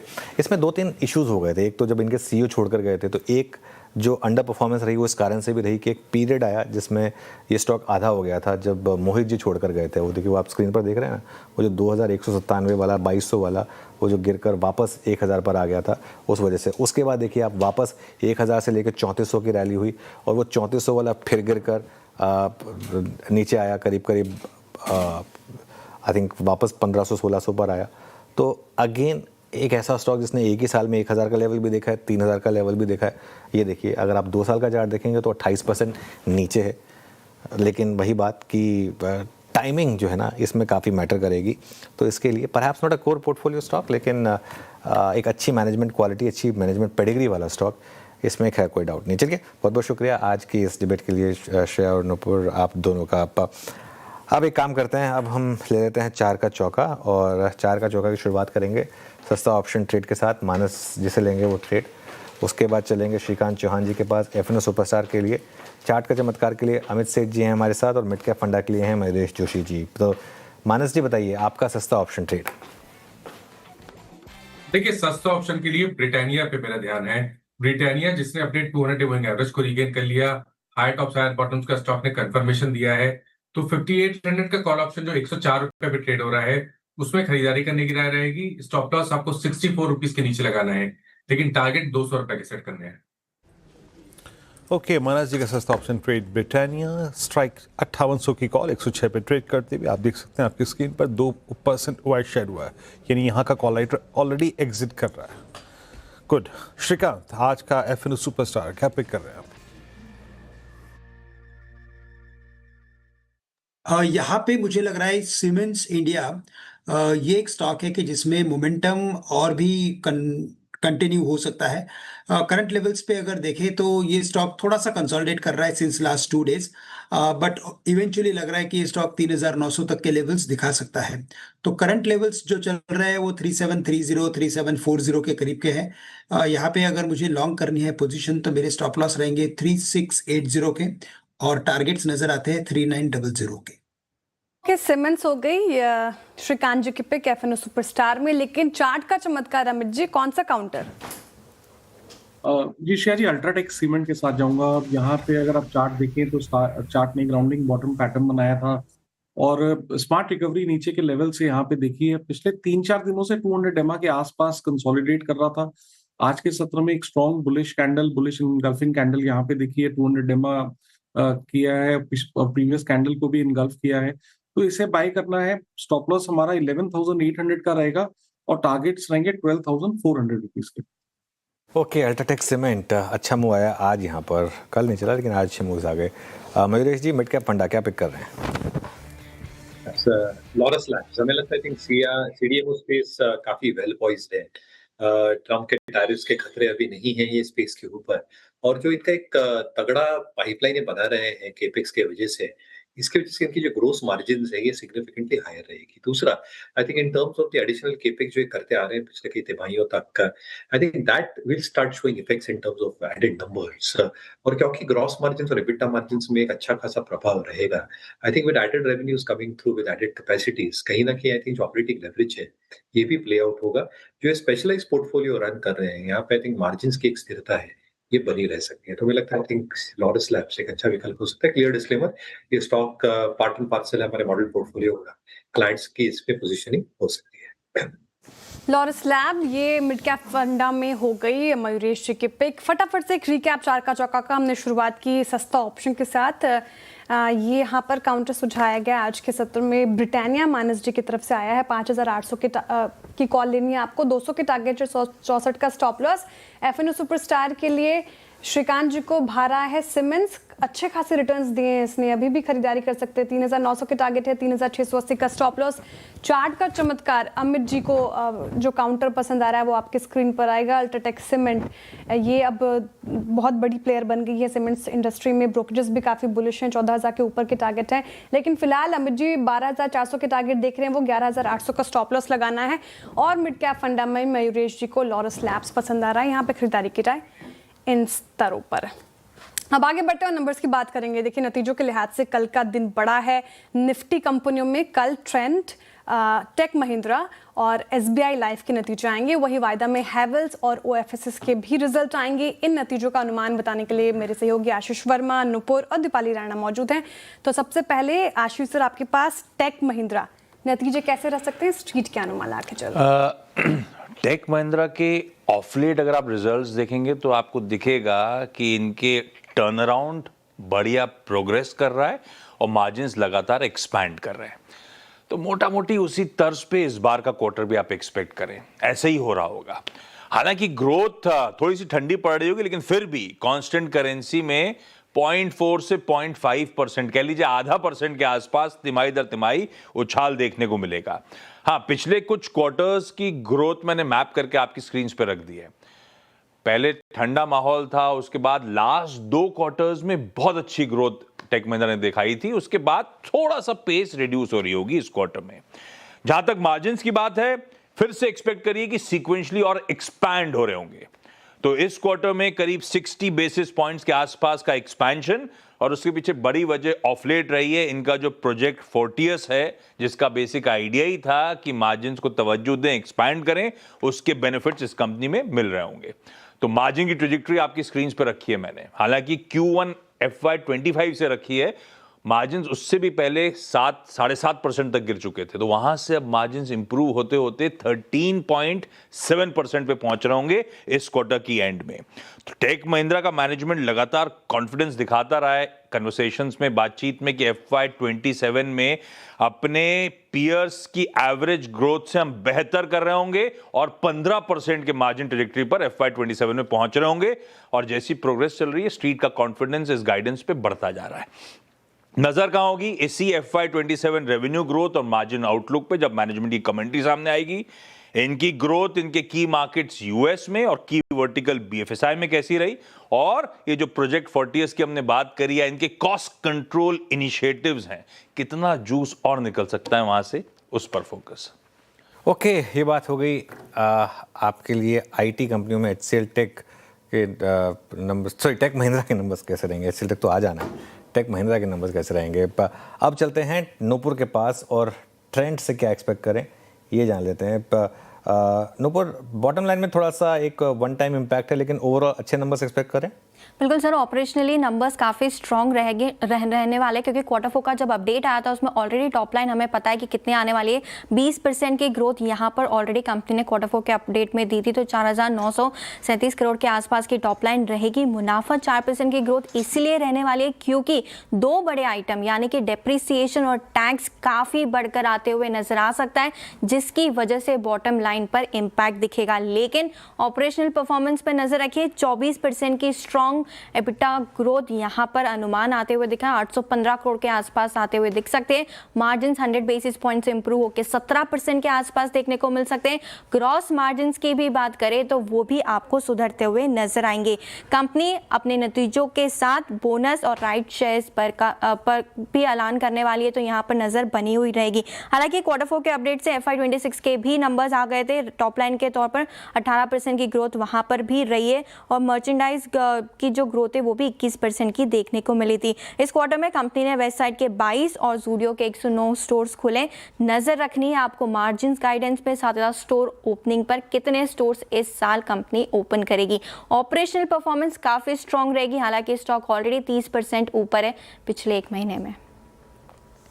ओके, ट्रेंड तो 2 नंबर्स हो गए, टेक महिंद्रा और ट्रेंड। अब बात करते हैं कंचन से, SBI लाइफ को लेकर क्या एक्सपेक्टेशन, कंचन बताइए। जी, क्वार्टर 4 में SBI लाइफ के जो नंबर्स हैं वो हमें पॉजिटिव ट्रेजेक्ट्री में ही आते हुए दिखाई देंगे। फर्स्ट प्रीमियम की बात करी जाए तो 10% का अपसाइड हमें यहाँ पे देखने को मिल सकता है। इनफैक्ट जो न्यू बिजनेस AP है, यहाँ पे भी 10% की जो बढ़ोतरी है वो एंटिसिपेट की जा रही है। वैल्यू ऑफ न्यू बिजनेस में हमें एक स्टेबल ग्रोथ देखने को मिल सकती है। और VNB मार्जिन अगर आप देखें तो क्वार्टरली बेसिस में हमें अच्छे खासे सुधरते हुए दिखाई दे सकते हैं, लेकिन ईयरली बेसिस में यहाँ पे आपको एक डिक्लाइन देखने को मिलेगा, और वो डिक्लाइन बेसिकली जो ITC का लॉस है उसके चलते आता हुआ दिखाई दिया है। लेकिन क्वार्टरली यहाँ पे हमें स्ट्रॉन्गेस्ट VNB मार्जिन के टर्म्स में ये क्वार्टर जो है वो देखने को मिलेगा। इस टाइम पे अगर न्यू बिजनेस की बात करी जाए तो वो हमें सिंगल डिजिट में देखने को मिल सकती है, बिकॉज अगर हम स्पेसिफिकली बात करें मार्च 2026 की, तो वहाँ पे थोड़ी सी जो ट्रांजेक्शन है हमें लोअर साइड में होती हुई दिखाई दी थी। इनका जो बैंक का चैनल है वो इस टाइम पे भी आपको लीड करता हुआ दिखाई देगा, और इसके अलावा जो एजेंसी चैनल है वहाँ पे भी अच्छी ग्रोथ जो है वो एक्सपेक्टेड है क्वार्टर 4 में। साथ ही साथ आउटलुक आपका जो होगा वो इनके बैंक का चैनल के ऊपर होगा, किस तरीके से कमीशंस आते हैं, रेगुलेशंस किस तरीके के आते हैं, तो ये काफ़ी ज़्यादा क्रिटिकल नॉइज़ यहाँ पे देखने वाली होगी, लेकिन नंबर्स अच्छे हैं। ओके, नंबर अच्छे आ सकते हैं SBI लाइफ के, यहाँ पे नजर रहेंगी। शुक्रिया कंचन। अब दीपाली के पास चलते हैं, हैवेल्स के नतीजे आने वाले हैं, कैसे रह सकते हैं उनसे समझ लेते हैं, बताइए। शुक्रिया आपका श्रेया। और नंबर्स देखें हेवल्स के तो नंबर्स कमज़ोर रहेंगे, सॉफ्ट क्वार्टर रहेगा कंपनी का। सिर्फ एक सेल्स में हम 10-11% के आसपास की ग्रोथ देख रहे हैं। इसके अलावा मुनाफा भी घटते हुए दिखाई देगा, एबिटा परफॉर्मेंस भी कमज़ोर रहेगी, और मार्जिन भी सीधे 11.6% से घटकर 8.6% पर आ सकते हैं YoY बेसिस पे।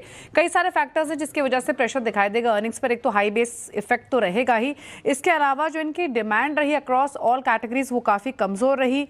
वीक डिमांड मार्जिन प्रेशर की वजह से प्रॉफिटेबिलिटी भी इम्पैक्ट हो रही है। इनफैक्ट अगर लॉयड बिजनेस देखें तो वहां पर इंपैक्ट ज़्यादा दिखाई देगा वीक डिमांड सिनेरियो की वजह से, और चैनल इन्वेंट्री काफ़ी ज़्यादा थी तो उसकी एडजस्टमेंट्स भी हुई है इस क्वार्टर में, जिसकी वजह से उतनी ग्रोथ नहीं दिखाई दी सेल्स पॉइंट ऑफ व्यू से। वहीं अगर इलेक्ट्रिकल कंज्यूमर ड्यूरेबल बिजनेस की बात करें या लाइटिंग सेगमेंट की बात करें, वहाँ भी म्यूटेड ग्रोथ ही रहेगी।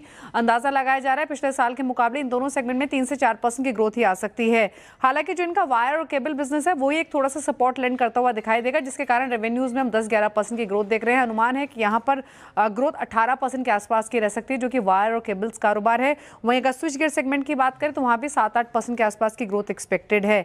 तो सपोर्ट थोड़ा बहुत हम इसी सेगमेंट से आते हुए देख रहे हैं अक्रॉस ऑल डिमांड कैटेगरीज। हालांकि जो डिमांड है वो कमजोरी रहेगी। अब इंपॉर्टेंट रहेगी कि नंबर्स तो कमजोर रहेंगे, लेकिन आगे के लिए मैनेजमेंट के कमेंट्स क्या आते हैं, स्पेशली डिमांड एनवायरनमेंट को लेकर। जो चैनल इन्वेंट्री बल्कअप हो गई थी उसमें क्या करेक्शन देखने को मिल रहा है या फिर नहीं, समर लेड कैटेगरीज को लेकर किस तरीके की डिमांड कंपनी एंटिसिपेट कर रही है, लॉयड में रिकवरी कब तक एंटिसिपेट कर रही है, इसको लेकर जो कमेंट्री रहेगी वो बहुत इंपॉर्टेंट रहेगी। और साथ ही मार्जिन ट्रेजेक्ट्री क्या रह सकती है, क्योंकि मार्जिन में हम एक अच्छा खासा ड्रॉप इस क्वार्टर में देखेंगे। शुक्रिया दीपाली। तो ये हो गए सारे प्रीव्यूज़। एक बार नेस्ले लेकर आइए वापस, और ऐसे ही चलता रहा तो हैरानी नहीं होनी चाहिए अगर नेस्ले जल्दी एफ का टॉप गेनर भी बन जाए तो, और सर्किट की तरफ भी बढ़ जाए तो। और देखिए ये होता है कमाल अगर आप नंबर्स बीट कर सकें तो। मैं 1400 की कॉल देख रहा था नेस्ले की, जब नंबर्स आए तो 5 रुपये पर थी, और उसके बाद वो काफ़ी समय तक 5-6-7 रुपये पर रही। उसके बाद आप देखें तो करीब 20 रुपये की हो गई है ना। और ये स्क्रीन पर प्ले हुआ है, तो ज़रूरी नहीं है कि आपको हर चीज़ पता होनी चाहिए पहले से। एक बार पूरा एनालिसिस करने के बाद उसके बाद भी अगर आपने ढंग से अगर व्यू ले लिया स्टॉक पर तो पैसा बन जाता है। और मैं तो ये भी कहूँगा कि ये हो सकता है आज डे हाई पर बंद हो और कल एक और गैप अप मिले, ये भी पॉसिबिलिटी है।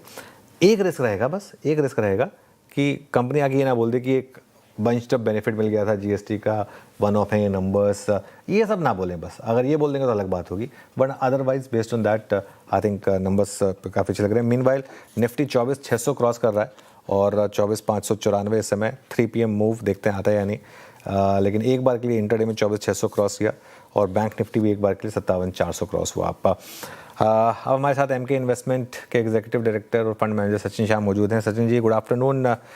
सचिन जी बताइए क्या व्यू है इस समय मार्केट पर, और क्या लग रहा है आपको, क्या हम वापस ऑल टाइम हाई की तरफ बढ़ रहे हैं? Hi Anuj, thank you so much. Thank you so much for having me on the show. हाँ, हमें लगता है कि ये बहुत ही एक पॉजिटिव मोमेंटम अभी बाजार में बन चुका है। जैसा आपने देखा कि in the month of April we are almost up by 12-13%। तो जो हमने मार्च महीने में जो हमने लॉस किया था करीब पूरा रिकवर हो चुका है, और काफी सारे स्टॉक्स वहां से बेटर भी हो रहे हैं। और जो हिसाब से अर्निंग सीजन भी अभी आई है, जैसे आपने बताया नेस्ले का रिजल्ट्स हो, या वीकेंड में हमने एचडीएफसी बैंक, आईसीआईसीआई बैंक के रिजल्ट्स देखे, तो काफी सारे जो लार्ज कैप कंपनीज है इनके रिजल्ट्स भी बहुत ही अच्छे आए हैं। और इवन जो आईटी सेक्टर है वहां पे भी जो इतना फियर था शायद वो हिसाब से रिजल्ट्स या गाइडेंस भी नहीं है अभी तक। तो मुझे लगता है कि ओवरऑल मार्केट्स निफ्टी में मोमेंटम, पॉजिटिव मोमेंटम बना रहेगा। ओके अच्छा सचिन जी, इस ट्रेजेक्ट्री में जब बाजार थोड़ा सा अगर आप देखें जियोपॉलिटिकल टेंशंस को दरकिनार करके आगे बढ़ रहा है ना, वरीज हैं, चिंताएं हैं अभी भी। अगर आप देखें इस्लामाबाद टॉक्स का आउटकम क्या होगा, इस सीज फायर का क्या होगा, फर्दर स्ट्राइक्स होंगी कि नहीं होगी, इन सब रिस्क को अगर आप देखें हम थोड़ा सा दरकिनार करके 6 अप्रैल से लेकर अब तक लगभग इन 15 सेशंस में आगे बढ़े हैं, 15 दिनों में। लाजमी है कि इस मूव के बाद कुछ चीज़ें अच्छी रही हैं, कुछ नहीं रही हैं, कहीं रिस्क और अच्छा रहा है, लेकिन इसमें कोई राय नहीं है कि हिस्टोरिकली जब भी हम प्रोसीड करते हैं टूवर्ड्स ऑल टाइम हाई या फिर towards previous high, banks lead करते हैं। आप किन किन बैंक्स पे बुलिश हैं इस वक्त, एंड स्पेशली जहां रिस्क रिवॉर्ड रेशियो आपको बेटर लग रहा है, जैसे आईसीआईसीआई बैंक, जैसे एचडीएफसी बैंक, या फिर आप पीएसयूज वो प्रूव्ड सेगमेंट जो था उसकी तरफ जाना चाहेंगे? हमें ये लगता है, और हमें काफी टाइम से लग रहा है, सिर्फ अभी नहीं, जो ओवरऑल प्राइवेट सेक्टर बैंक्स है और उसमें जो लीडर्स है, क्लियरली वहां पे उनकी रिजल्ट ट्रेजेक्ट्री बहुत ही स्ट्रांग है। उनके असेट क्वालिटी तो बहुत ही अभी सब रिजल्ट्स में दिख ही रहे हैं, they are very much under control.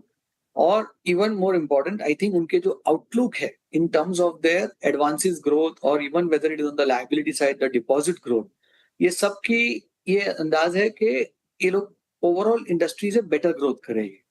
और इनके जो आज की तारीख में वैल्यूएशंस है, क्योंकि पर्टिकुलरली लास्ट फरवरी और मार्च में ये स्टॉक्स काफी नीचे आ गए हैं, ऑलमोस्ट 20-25% नीचे आ चुके हैं। और तो यहाँ से अब इनका रिस्क एडजस्टेड रिटर्न जो है बहुत ही सुपीरियर। सो क्लियरली हमें लगता है कि यहाँ पे अभी आपका वैल्यूएशन रिस्क है नहीं, ऊपर से अर्निंग्स ग्रोथ यहाँ से काफी बेटर रहेगा of some of this large private sector banks versus the overall industry. So on both the ends it is clearly a superior at this point in time. Banks पे ये view आपका, specially large private banks पर। Sachin ji good afternoon. अच्छा, FMCG pack पर क्या view रहेगा sir? Friday का session याद है, गजब की तेजी, आज नेस्ले इंडिया के नतीजे आए और वो स्क्रीन पर प्ले हुआ है। स्ट्रेंथ तो है एफएमसीजी पैक में, लेकिन काफी समय बाद आई है, भरोसा किया जाए, क्या व्यू बन रहा है आपका? जी, एफएमसीजी में क्या है कि हमेशा ये स्टॉक्स काफी एक्सपेंसिव रहते हैं, 50p, 60p, 65p रहते हैं, बट लास्ट 1-2 साल में यहाँ पे भी अच्छा टाइम वैल्यू करेक्शन हुआ है। सो काफी सारे स्टॉक्स जो 65-70p थे अभी 45-55p के बीच में आ चुके हैं। तो अभी यहाँ से जो कंपनीज में ग्रोथ रहेगा, और पर्टिकुलरली अगर डबल डिजिट ग्रोथ रहेगा in the next 12 to 24 months, और ये सारी एफएमसीजी कंपनीज में नहीं रहेगा क्योंकि बहुत सारे प्रोडक्ट्स का पेनिट्रेशन लेवल बहुत हाई होता है। तो जो कंपनीज के निश प्रोडक्ट्स है या जो कंपनीज में अभी भी सेमी अर्बन रूरल एरियाज में पेनिट्रेशन की गुंजाइश है, वहां पे आपको I would say high single digit to low double digit at least आपको एक वैल्यू ग्रोथ मिल सकता है। तो वहां पे they will continue to at least deliver the earnings growth. P की री रेटिंग ज्यादा गुंजाइश नहीं रहती है स्टॉक्स में ये लेवल से, बट एटलीस्ट अर्निंग्स ग्रोथ यहाँ से अभी कैप्चर हो सकता है। अच्छा सचिन, ये रिवर्सल बहुत सारे वीक स्पेस में भी आ रहा है, ठीक है।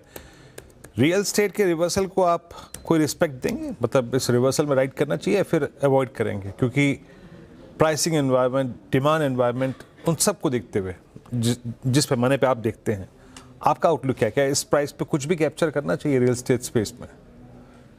रियल एस्टेट जो सेक्टर है वो एक्चुअली बहुत ही सिक्लिकल सेक्टर है।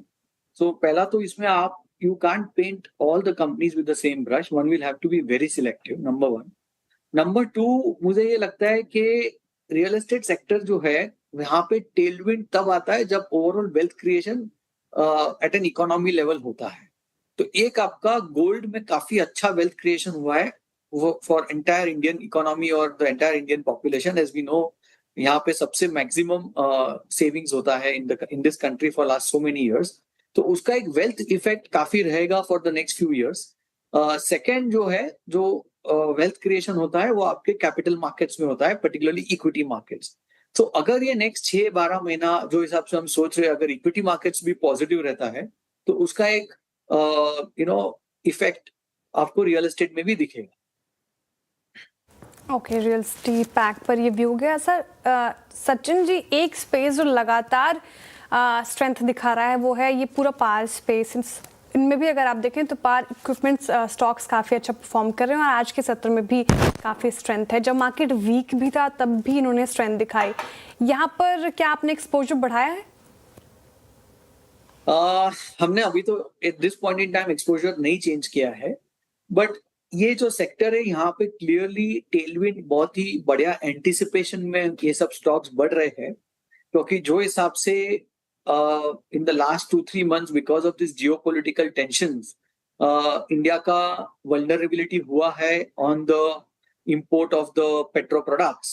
तो कहीं ना कहीं मार्केट ये anticipate कर रहा है that there will be some catalyst, particularly in the renewable energy space, on the policy side, के यहाँ पे एक बड़ा incentive आएगा to actually make India less and less dependent on the imported fossil fuels। तो ये एक एंटीसिपेटरी एक बड़ा पॉजिटिव मूव हो रहा है। तो I think that is what this momentum has actually caught on. Okay Sachin ji, बहुत बहुत शुक्रिया, आप इस बातचीत में आज शामिल हुए और सभी सेक्टर्स पर अपनी राय रखी आपने, बहुत बहुत शुक्रिया। हम क्लोज कहाँ हो रहे हैं? हम 24,559 पर क्लोज हो रहे हैं। हम आज के एक्सपायरी के दिन, इस दिन के सबसे बड़े कॉल राइटर्स के जोन के ऊपर बंद हो रहे हैं और बैंक निफ्टी शानदार पारी खेली। इट्स 57374। अनुज, इस क्लोजिंग को कितने मार्क्स, रीडिंग क्या है इस क्लोजिंग पर, और कल के लिए आउटलुक वेडनेसडे के दिन के लिए अनुज? बिल्कुल वीरू, देखिए क्लोज काफ़ी अच्छी है मार्केट की, इसमें कोई डाउट नहीं है। मैं एक चीज़ ज़रूर कहूँगा, पिछले 1-2 दिनों से मैं नई पोजीशन लेने में थोड़ा सा मुझे डर लगा था। एग्जिस्टिंग पोजीशन को हमने रखा था कि आप कैरी करें, भले ही चाहें तो स्टॉप लॉस रिवाइज करते रहें। कल भी जो हमारा व्यू था वो कल बिल्कुल इंट्राडे के लिए सही पड़ी थी स्ट्रैटेजी, लेकिन क्लोजिंग में भी व्यू यही रहता है कि थोड़ा सा, क्योंकि एक गैप डाउन का रिस्क रहता है, तो इसके लिए फ्रेश पोजीशन से थोड़ा सा एक वो रहा है। लेकिन ठीक है, अगर आपके पास एग्जिस्टिंग लॉन्ग्स है तो बिल्कुल कोई डरने की ज़रूरत ही नहीं है। आप चाहें तो थोड़ा deep out of the money puts लेकर अपने आप को हेज कर लें, अगले हफ्ते के पुट्स लेकर deep out of the money, वो सुबह सुबह आप उसको स्क्वायर ऑफ कर दें। अगर मार्केट फ्लैट खुले या हल्का सा भी नेगेटिव खुले, पॉजिटिव खुल जाए तो उसको हेज की कॉस्ट मान ले, पॉजिटिव खुल जाएगा तो आपको उससे ज़्यादा प्रॉफिट तो आपकी पोजीशन में हो जाएगा। क्लोजिंग काफ़ी मजबूत है आज की, और अब अगला पड़ाव जो है मुझे लग रहा है कि 24,800 से लेकर शायद इवन 25,000 तक पॉसिबल है। नूपुर के पास चलते हैं आज के डीलिंग रूम चेक के लिए। नूपुर बताइए। बिल्कुल, एएमसी और वेल्थ मैनेजमेंट स्टॉक्स आज डीलर के रडार पे आते हुए दिखे, तो निप्पॉन इंडिया यहाँ पर रिकमेंडेशन आई है खरीदारी की, 4% स्टॉक ऊपर है और हैवी वेट के साथ, हैवी वॉल्यूम्स के साथ यहाँ पर बाइंग देखने को मिल रही है। इंस्टीट्यूशनल साथ ही साथ फैमिली ऑफिसेस की तरफ से भी स्टॉक में खरीदारी की राय यहाँ पर आती हुई दिखी है।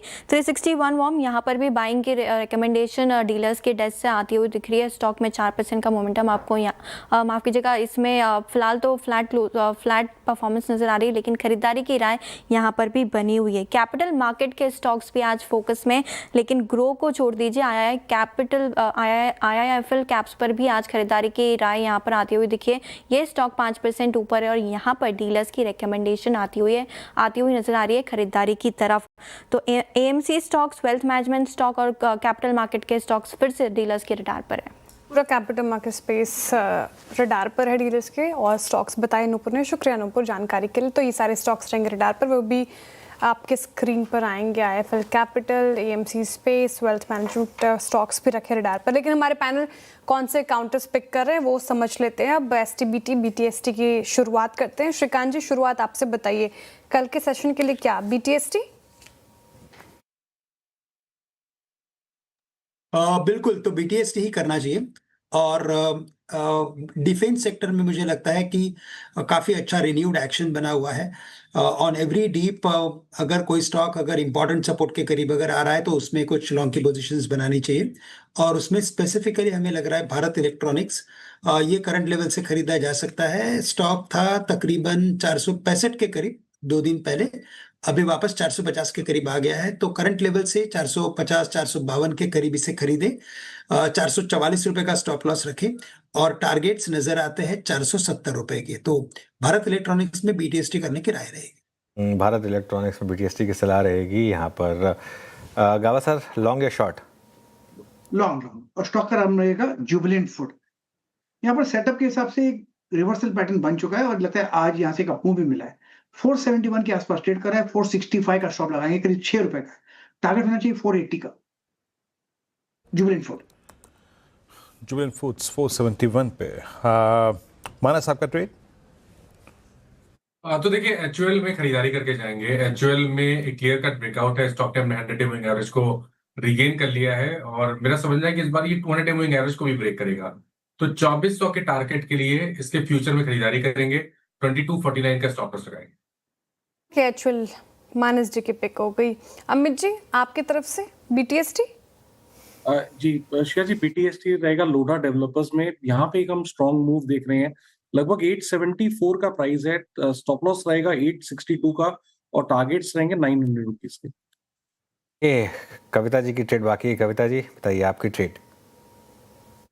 एक्चुअली लेकर जाना चाह रहे थे, बट अब मुझे लगता है आप टाटा कंज्यूमर भी कैरी कर सकते हैं, जो शो में हमने आपके साथ डिस्कस किया, for price move of 1160 1180। Stop loss जो है वो आप फर्दर एक्सटेंड कर सकते हैं 1130 के एसएल के साथ इसको लेकर जाए as BTST। Okay, Tata consumer में अच्छा मूव है, नेस्ले में अच्छा मूव है। टाटा मतलब सभी के सभी कंजम्पशन ने, है ना, मार्केट एकदम बहुत अभी अच्छा हो गया। अभी एक करके जो हमारे आपके पुराने फेवरेट स्टॉक्स हैं ना, सब चल रहे हैं, है ना। देखिए, वीरू का फेवरेट स्टॉक भी चल गया, यूनाइटेड स्पिरिट्स 4% ऊपर आ गया, है ना। और लाल छन लगा दी गई है जमाने भर से। मैं स्टॉक कई समय से मैं तो स्टॉक की बात कर रहा हूँ वीरू, आप पता नहीं क्या समझ रहे हैं। मैं स्टॉक की बात कर रहा हूँ कि स्टॉक अच्छा चला है, 4% के करीब वो स्टॉक चला है ना। इसके अलावा देखिए निप्पॉन लाइफ, विशाल मेगा मार्ट, वरुण बेवरेजेस, अच्छा यूनाइटेड स्पिरिट्स चला, वरुण बेवरेजेस पे चला। ये देखिए कमाल की बात, मतलब जैसे कहते हैं ना, दोनों तरह के पॉइजन चल रहे हैं। Inox, Tata Elxsi, Mankind, PNB. ये भूमिका मैं क्यों मान रहा हूँ, क्योंकि मैं वीरू के पास जाना चाहता हूँ और जानना चाहता हूँ कि आज की मार्केट ब्रेथ कैसी रही। बिल्कुल अच्छी रही अनुज, और सबसे अच्छी बात है कि एक्सपायरी के दिन आप वो सारे बंधन तोड़ के ऑप्शन राइटर्स के डे हाई पे क्लोज हो रहे हैं। और एक बार आपकी स्क्रीन पे ब्रेथ रखते हैं। ब्रेथ अच्छी थी ब्रेथ, हालांकि शॉर्ट साइड पे एक दो थी पॉकेट्स जो कि आज टुवर्ड्स क्लोज कोलैप्स हुई, जैसे डिफेंस के कुछ कैंडिडेट्स कोलैप्स हुए, बट ओवरऑल फिगर्स अगर आप देखें 163 advances combining longs and short covering. आई एक एक करके स्लाइड्स देते हैं। 45 में शॉर्ट, 10 में लॉन्ग अनवाइंडिंग, यानी करीब फिगर रही 55 की वीकनेस पे। फर्स्ट स्लाइड में मेरे ख्याल से नेस्ले पोस्ट नंबर्स जिसे कहते हैं ना स्ट्रीट का रिएक्शन लोडेड विद लॉन्ग्स जा रहा है लगभग 7% ऊपर, और निफ्टी एफएमसीजी ने जो कल किया था, परसों किया, उसको कायम रखा। CY26 में पहली बार निफ्टी एफएमसीजी 50 डेमा के ऊपर क्लोज हुआ। HUL में मूव आया, डाबर में मूव आया, सब में मूव आया, कोलगेट में मूव आया। नेस्ले ने हालांकि अर्निंग्स के लिहाज से वो मूव दिया। LIC housing finance, Manappuram, Nippon, Vishal Mega Mart, इन सभी काउंटर्स पे काफी स्ट्रॉन्ग मूव था। लॉन्ग अगली स्लाइड आएगी शॉर्ट कवर की। PNB हाउसिंग फाइनेंस नंबर्स के बाद ट्रेंड आज एक जमाने बाद, मैं एक बार ट्रेंड को देखता हूँ, इट्स 3.82%। यस, ये प्राइस जहाँ पे क्लोज हो रहा है ना, ये एग्जैक्टली इसका 200 डेमा है, और ट्रेंड ने अपने 200 डेमा को आज एक बड़े अंतराल के बाद, मेरे ख्याल से सितंबर 25 के बाद पहली बार किस किया। उसके बाद केफिन टेक, LTI माइंट्री, कुछ काउंटर जहाँ पे शॉर्ट कवर था। अगली स्लाइड आएगी शॉर्ट की, वो काउंटर जहाँ पे आज शॉर्ट बने थोड़े से, SBI लाइफ और Polycab, Max Financials, Oracle Financials, ICICI Pru. और अगली स्लाइड में आएंगी लॉन्ग अनवाइंडिंग, यानी प्रॉफिट्स जहाँ कैश में कन्वर्ट हुए, सम्मान कैपिटल और ICICI लोम्बार्ड, कोलगेट और सुप्रीम इंडस्ट्रीज और लॉरेंस लैब। एक बार कोलगेट लेके आइएगा, ये वो चार्ट है जो कि वाकई देखने का मन कर रहा है। इनफैक्ट कोलगेट भी रखिएगा, HUL भी रखिएगा। कोलगेट करीब करीब 2102 पे आज slightly in the back foot, और उसके बाद रखिएगा हिंदुस्तान यूनिलीवर, जरा प्लीज ये भी रखिएगा। मतलब HUL का केस तो हो गया, मतलब ये नेस्ले का। आगे क्या 2320 पे श्रीकांत, 2319, 2320 पे ये क्लोज हो रहा है। मेरे ख्याल से और 10 रुपए ऊपर इसका 200 डेमा है। आप HUL को कैसे रीड कर रहे हैं इस वक्त, या फिर मैं आपको एक स्टॉक और दूं तो ITC। तो देखिए, वैसे ITC और HUL दोनों की अगर बात करें तो मुझे लगता है कि दोनों स्टॉक्स में क्या ना कि एक सेक्टर में जो पुल बैक आया है उसका इम्पैक्ट हमें देखने मिल रहा है। HUL most of the time मैंने देखा गया है कि पिछले 6-8 महीने में शॉर्ट लॉन्ग के लिए काफ़ी इसका बड़ा यूज़ हुआ था, और जब मार्केट में या तो सेक्टर में ओवरऑल तेज़ी बनती है तो इसमें अच्छी खासी शॉर्ट कवरिंग भी बनती है। तो ओवरऑल मुझे लग रहा है ये शॉर्ट कवरिंग का ट्रेंड है। लेकिन अगर जैसे नेस्ले में तेज़ी देखी है हम लोगों ने, अगर वैसे कुछ और तेज़ी देखनी हो तो मुझे लग रहा है कि यहाँ पे कोलपाल जो आपने अभी जिक्र किया, आई थिंक मुझे लगता है ये स्टॉक काफ़ी स्ट्रांग लग रहा है। काफ़ी अच्छी एक्टिविटी दिखाई दे रही है, बहुत ही डीपली ओवरसोल्ड स्टॉक है, और अगर इसमें तेजी बनेगी तो ये स्टॉक कम से कम 2400 से लेकर 2500 तक के भी लेवल्स दिखा सकता है। तो अगर इन तीनों स्टॉक्स में किसी एक स्टॉक को चुनना है तो मैं कोलपाल के साथ जाने की कोशिश करूंगा। कोलपाल, मीनवाइल कोलपाल की बात हुई है तो एक बार जरा आप लेकर आइए आप हिंदुस्तान यूनिलीवर का इंटरडे चार्ट, और देखिए जरा एक बार मार्केट की स्ट्रेंथ इस सेक्टर में। अमित जी का टारगेट आज ही हिट हो गया। अमित जी तो इसको निपटा दें आज ही जो आपका टारगेट था 2325 का टारगेट था मेरे ख्याल से आपका, और बिल्कुल उस पर टारगेट हिट। और अब क्या व्यू रखें, कल के लिए कैरी करना या फिर प्रॉफिट घर ले जाए? जी, स्ट्रिक्टली इंट्राडे के लिहाज से तो बुक कर लेना चाहिए यहाँ पे, लेकिन अगर पोजिशनली करें तो एक अच्छे पॉइंट से ये स्टॉक टर्न कर रहा है। पोजिशनली मुझे लगता है यहाँ पे 2450 तक के टारगेट्स पॉसिबल है। स्टॉप लॉस लगभग हम इन दैट केस 2190 का रखेंगे। ओके, 2290 का रखेंगे। हाँ ठीक है, तो स्टॉप लॉस रीएडजस्ट कर लें, लेकिन अगर इंट्राडे का इंट्राडे है तो उसको सबमिट कर जाएं। ये क्लियरली आज आपके लिए एक अप्रोच हो गई इस समय पर इस स्टॉक पर। और जैसा कि मैं कह रहा था ना कि अगर थोड़ा सा और मार्केट को टाइम मिल जाए तो नेस्ले F&O का टॉप किनर बनकर घर जाएगा। ऑलमोस्ट हो गया है वो। अब नेस्ले जो है वो पीएनबी हाउसिंग से बस थोड़ा ही पीछे रह गया है। 7.6 हो गया है नेस्ले, 7.9 है पीएनबी हाउसिंग। तो खैर नेस्ले में एक बार वो नेस्ले की 1400 की कॉल वापस दिखाएंगे ज़रा, जिसका मैं जिक्र कर रहा था कि अगर आपने वो अगर स्क्रीन पर भी अगर प्ले की होती श्रेया, वो 5 रुपये से 18 रुपये स्क्रीन पर प्ले हुई, 5 रुपये से 18 रुपये। चलिए 5 रुपये से 7-8 रुपये में तो शायद आपको एंट्री मिल पाई होगी, लेकिन उसके बाद अब वहाँ से भी और 1 रुपये ऐड हो गया, 19 रुपये पर आ गई वो कॉल। तो खैर अच्छे मूव्स रहे यहाँ पर। आखिरी कुछ मिनट मार्केट के कुछ और चार्ट चेक ले लेते हैं। अच्छा, आज इस स्ट्रॉन्ग मार्केट में भी एक स्पेस अंडर प्रेशर थी, वो थी life insurance. SBI life, Max financial, ICICI Pru, ICICI Lombard, सभी में आज थोड़ी सी गिरावट आपको देखने को मिली। इसमें से एक चार्ट चेक मानस जी, एक बार जरा SBI लाइफ का चार्ट देखेंगे, आज का टॉप लूज़र F&O का। हालांकि आज बहुत कम ही लूज़र हैं, ICICI नहीं, SBI लाइफ। SBI लाइफ क्या व्यू रहेगा इस पर? देखिए व्यू थोड़ा सा नेगेटिव हो रहा है क्योंकि 10-20 मूविंग एवरेज के नीचे फिसल गया है। 200 मूविंग एवरेज आज टेस्ट हुए हैं। अगर आपके पास लॉन्ग पोजीशन है तो वहां पर एक स्टॉप लॉस लगा के चलिए 1890 का। अगर 1890 का लेवल ब्रेक हो तो लॉन्ग पोजीशन से निकलना पड़ेगा, क्योंकि उसके बाद जब वीकनेस देखने को मिलेगी तो शायद आपको 1820 तक के प्राइस भी देखने को मिल जाए। SBI लाइफ आज की कमज़ोर कड़ी, अच्छे मार्केट में भी इसने थोड़ा अभी आज के सत्र में देखें तो अच्छी परफॉर्मेंस नहीं दिखाई है। पॉलीकैब भी रखेगा एक बार स्क्रीन पर, ये भी 2.5% की गिरावट के साथ क्लोज होने की तैयारी कर रहा है। पॉलीकैब में देखिए ऊपर इस तरह से यहाँ पर बिक वाली, लेकिन RR काबल रखिए एक बार, शायद RR काबल आज अच्छा परफॉर्म कर था। नहीं, इसने भी बढ़त गवाई, कोशिश कर रहा था लेकिन इससे भी नहीं हो पाई। तो पूरी ये केबल एंड वायर स्पेस में भी आज थोड़ी मुनाफा वसूली देखने को मिली।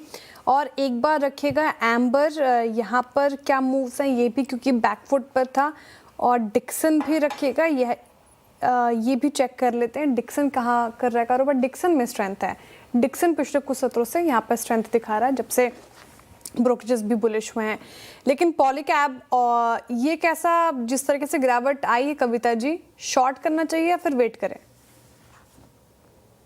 मुझे लगता है निचले स्तरों से दोबारा बाइंग पोजीशन यहाँ पर बनते हुए दिख सकती है। एज ऑफ नाउ 7953 के लेवल पर है। जब तक 7800 के लेवल के ऊपर मेंटेन है, यहाँ पर डिप्स में बाय की पोजीशन क्रिएट करनी चाहिए। पॉलीकैब की स्क्रीन पर हम क्लोज बेहद शानदार हो रहे हैं। और मैंने जो ITC का जिक्र किया था, ITC लेके आइए 310 के ऊपर फाइनली क्लोज। और ITC एक ज़माने बाद, मेरे ख्याल से याद रखिएगा 1 तारीख को, है ना, वो घटना हुई थी। उसके बाद पहली बार ITC is proceeding towards 50-day exponential average. गजब का अगर आप देखें यहाँ पे मूव आया। और उसके बाद अगर आप देखें और कुछ स्टॉक्स जो कि FMCG में इंप्रेस कर रहे हैं, same is the case with Dabur, 50-day mark को प्रोसीड करता हुआ। ब्रिटानिया सारे एवरेजेस के ऊपर आके ट्रेड करता हुआ। जुबिलेंट फूड्स अगर आप देखें आज 50-day मार्क की तरफ प्रोसीड करता हुआ। तो एक स्ट्रॉन्ग प्रेजेंस इस स्पेस की है। इनफैक्ट गोदरेज CP को देखिए, ये 100-day मार्क की तरफ प्रोसीड करता हुआ। तो सडनली अगर आप देखें निफ्टी FMCG एक अच्छा मूव जनरेट कर रहा है। और उसके बाद NBFCs में बजाज फाइनेंस का आज का मूव सबसे स्ट्रॉन्ग। अच्छा, बजाज फाइनेंस के बाद एक स्टॉक और लेके आइए आपकी स्क्रीन पर जरा प्लीज़। मतलब इस स्पेस में 1-2 स्टॉक्स जो अच्छा कर रहे थे उसमें से ये भी था। और कल इसमें डेडिकेटेड डिस्कशन हुआ था बुल बेयर केस का, दैट वाज BHL। बात यही हुई थी एम्पायर्स कॉल में कि एक ट्रेड व्यू ज़रूर लीजिएगा, कंस्ट्रक्टिव व्यू रखिएगा। श्रीकांत, जुलाई 24 का स्विंग हाई कट चुका है, आई मीन 325-330। अब प्रोजेक्शन क्या कहता है आपका BHL में? नहीं, बिल्कुल, अगर BHL के ओवरऑल टेक्निकल पैटर्न को देखें तो 2007 में भी ये स्टॉक 322 के करीब था, 2024 में 322 के करीब आया और अभी जाके इसने इन लेवल्स को क्रॉस किया है, वो भी डिसिसिवली। और सेक्टर स्पेसिफिक परफॉर्मेंस है, यानी ऐसा नहीं है कि जस्ट BHL ऊपर जा रहा है, पूरा सेक्टर परफॉर्म कर रहा है। तो करंट लेवल से तो मुझे यही लग रहा है कि ये स्टॉक ग्रेजुअली धीरे धीरे 360-370 तक के लेवल्स दिखा सकता है। और कभी भी ऐसे 15-20 साल के बाद का ब्रेकआउट आता है तो उस स्टॉक में एक बड़ी तेजी हमें देखने मिलती है। हाल ही में हमने सिल्वर में देखा था, जब $55 के लेवल्स को उसने कुछ 20 साल के बाद क्रॉस किया था तो उसके बाद एक वन साइडेड हमने तेजी देखी थी। सिमिलर सॉर्ट ऑफ पैटर्न कई बार हमने स्टॉक्स में भी देखा था और इस बार BHL में ऐसा पैटर्न बन रहा है। तो करंट लेवल से भी मैं कहूंगा कि BHL को खरीदा जा सकता है। इनफैक्ट अभी जो ऑप्शन स्ट्रैटेजी हमने दी थी वो BHL के ऊपर की थी। ओके, BHL करंट लेवल पर आप खरीद सकते हैं, स्ट्रेंथ है इस पर्टिकुलर काउंटर में और डेज हाई पर क्लोज होने की तैयारी BHL स्ट्रेंथ तो नज़र आ रही है। अच्छा, कुछ और काउंटर्स जहाँ पे मेरी नज़रें फिलहाल अटक रही थी, एक बार विशाल मेगा मार्ट लेकर आइएगा स्क्रीन पर। विशाल मेगा मार्ट 4.5% की तेज़ी के साथ इसने वायदा के टॉप गेनर्स में जगह बनाई है, 4% तेज़ और डेज हाई पर ये भी क्लोज होने की तैयारी कर रहे हैं। पूरा स्पेस फोकस में है। ट्रेंड देख लिया आप, वहाँ पर भी स्ट्रेंथ नज़र आ रही है। आज हल्का सा डी मार्ट थोड़ा सा फिसला, लेकिन विशाल मेगा मार्ट में अच्छी स्ट्रेंथ है। अच्छा, विशाल मेगा मार्ट मानस जी अपने हाई से ये 35% नीचे है, लेकिन अब पिछले नंबर्स भी अच्छा आ रहे हैं, स्ट्रेंथ भी नज़र आ रही है। एक महीने में 23% 24% के रिटर्न्स दिए हैं विशाल मेगा मार्ट ने। क्या लग रहा है, चार्ट्स पे कन्विक्शन बन रहा है क्या? बिल्कुल कन्विक्शन बन रहा है। और देखिए, सेकंड ऑप्शन BTST के लिए मेरे पास VBL ही था। स्टॉक ने कल एक पॉज दिखाया, लेकिन आज रैली रिज्यूम हुई है और अभी के पैटर्न को देख के लग रहा है कि स्टॉक 510 रुपए की तरफ जाने की कोशिश करेगा। तो अगर आप एक BTST ट्रेड लेना चाहें तो आप करंट लेवल्स पे इसमें खरीदारी कर सकते हैं और 479 का स्टॉप लॉस लगाइए। 500 रुपए तक के टारगेट शायद आपको कल VBL दिखा सकता है। अच्छा, कल वाले स्टॉक चल रहे हैं ChatGPT के, वरुण बेवरेजेस, निपॉन, और दोनों में अच्छे मूव्स आ गए हैं ना। वरुण भी अच्छा चला और निपॉन भी अच्छा चला। इसके अलावा और क्या अच्छा कर रहा है, टाटा एलेक्सी काफ़ी इंटरेस्टिंग है। टाटा एलेक्सी का चार्ट लेकर आइए जरा।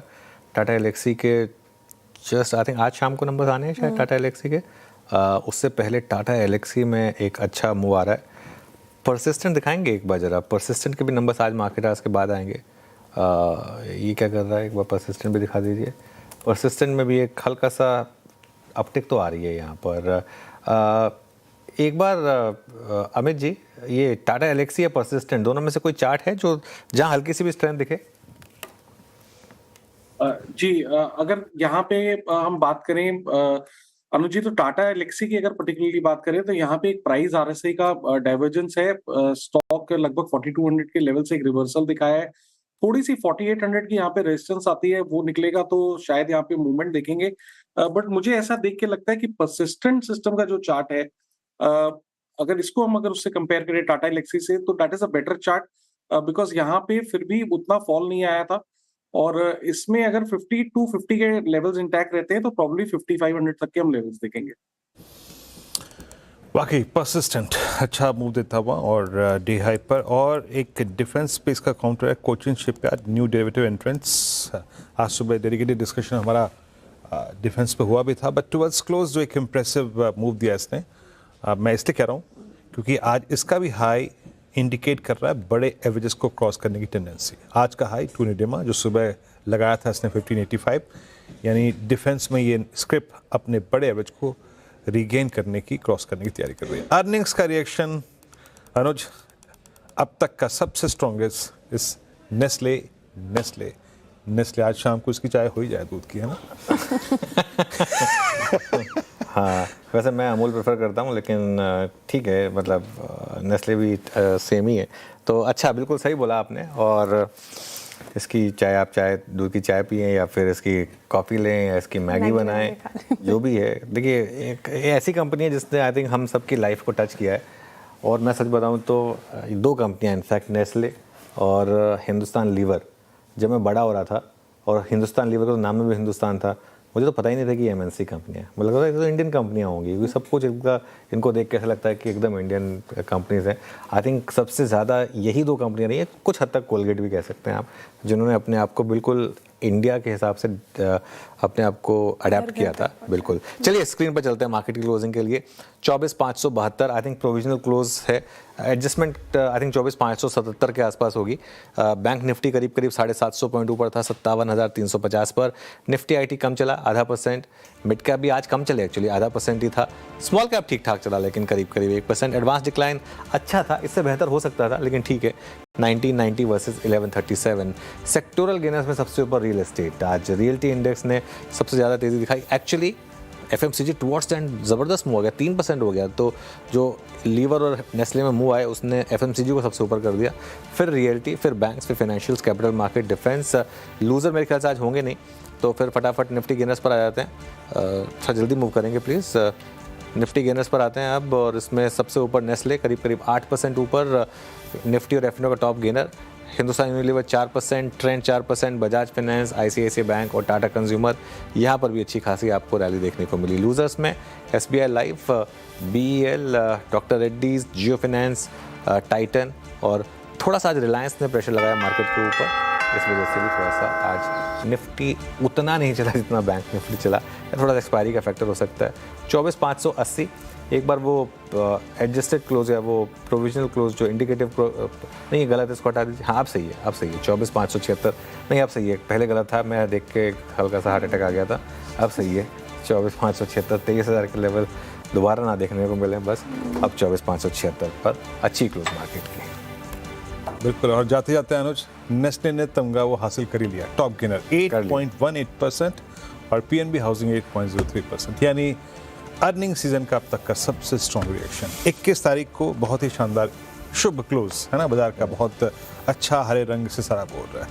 कल बुधवार ये पैनल आपसे फिर करेगा मुलाकात सुबह सुबह मॉर्निंग कॉल और मुनाफे की तैयारी में। अब तक के लिए नमस्कार।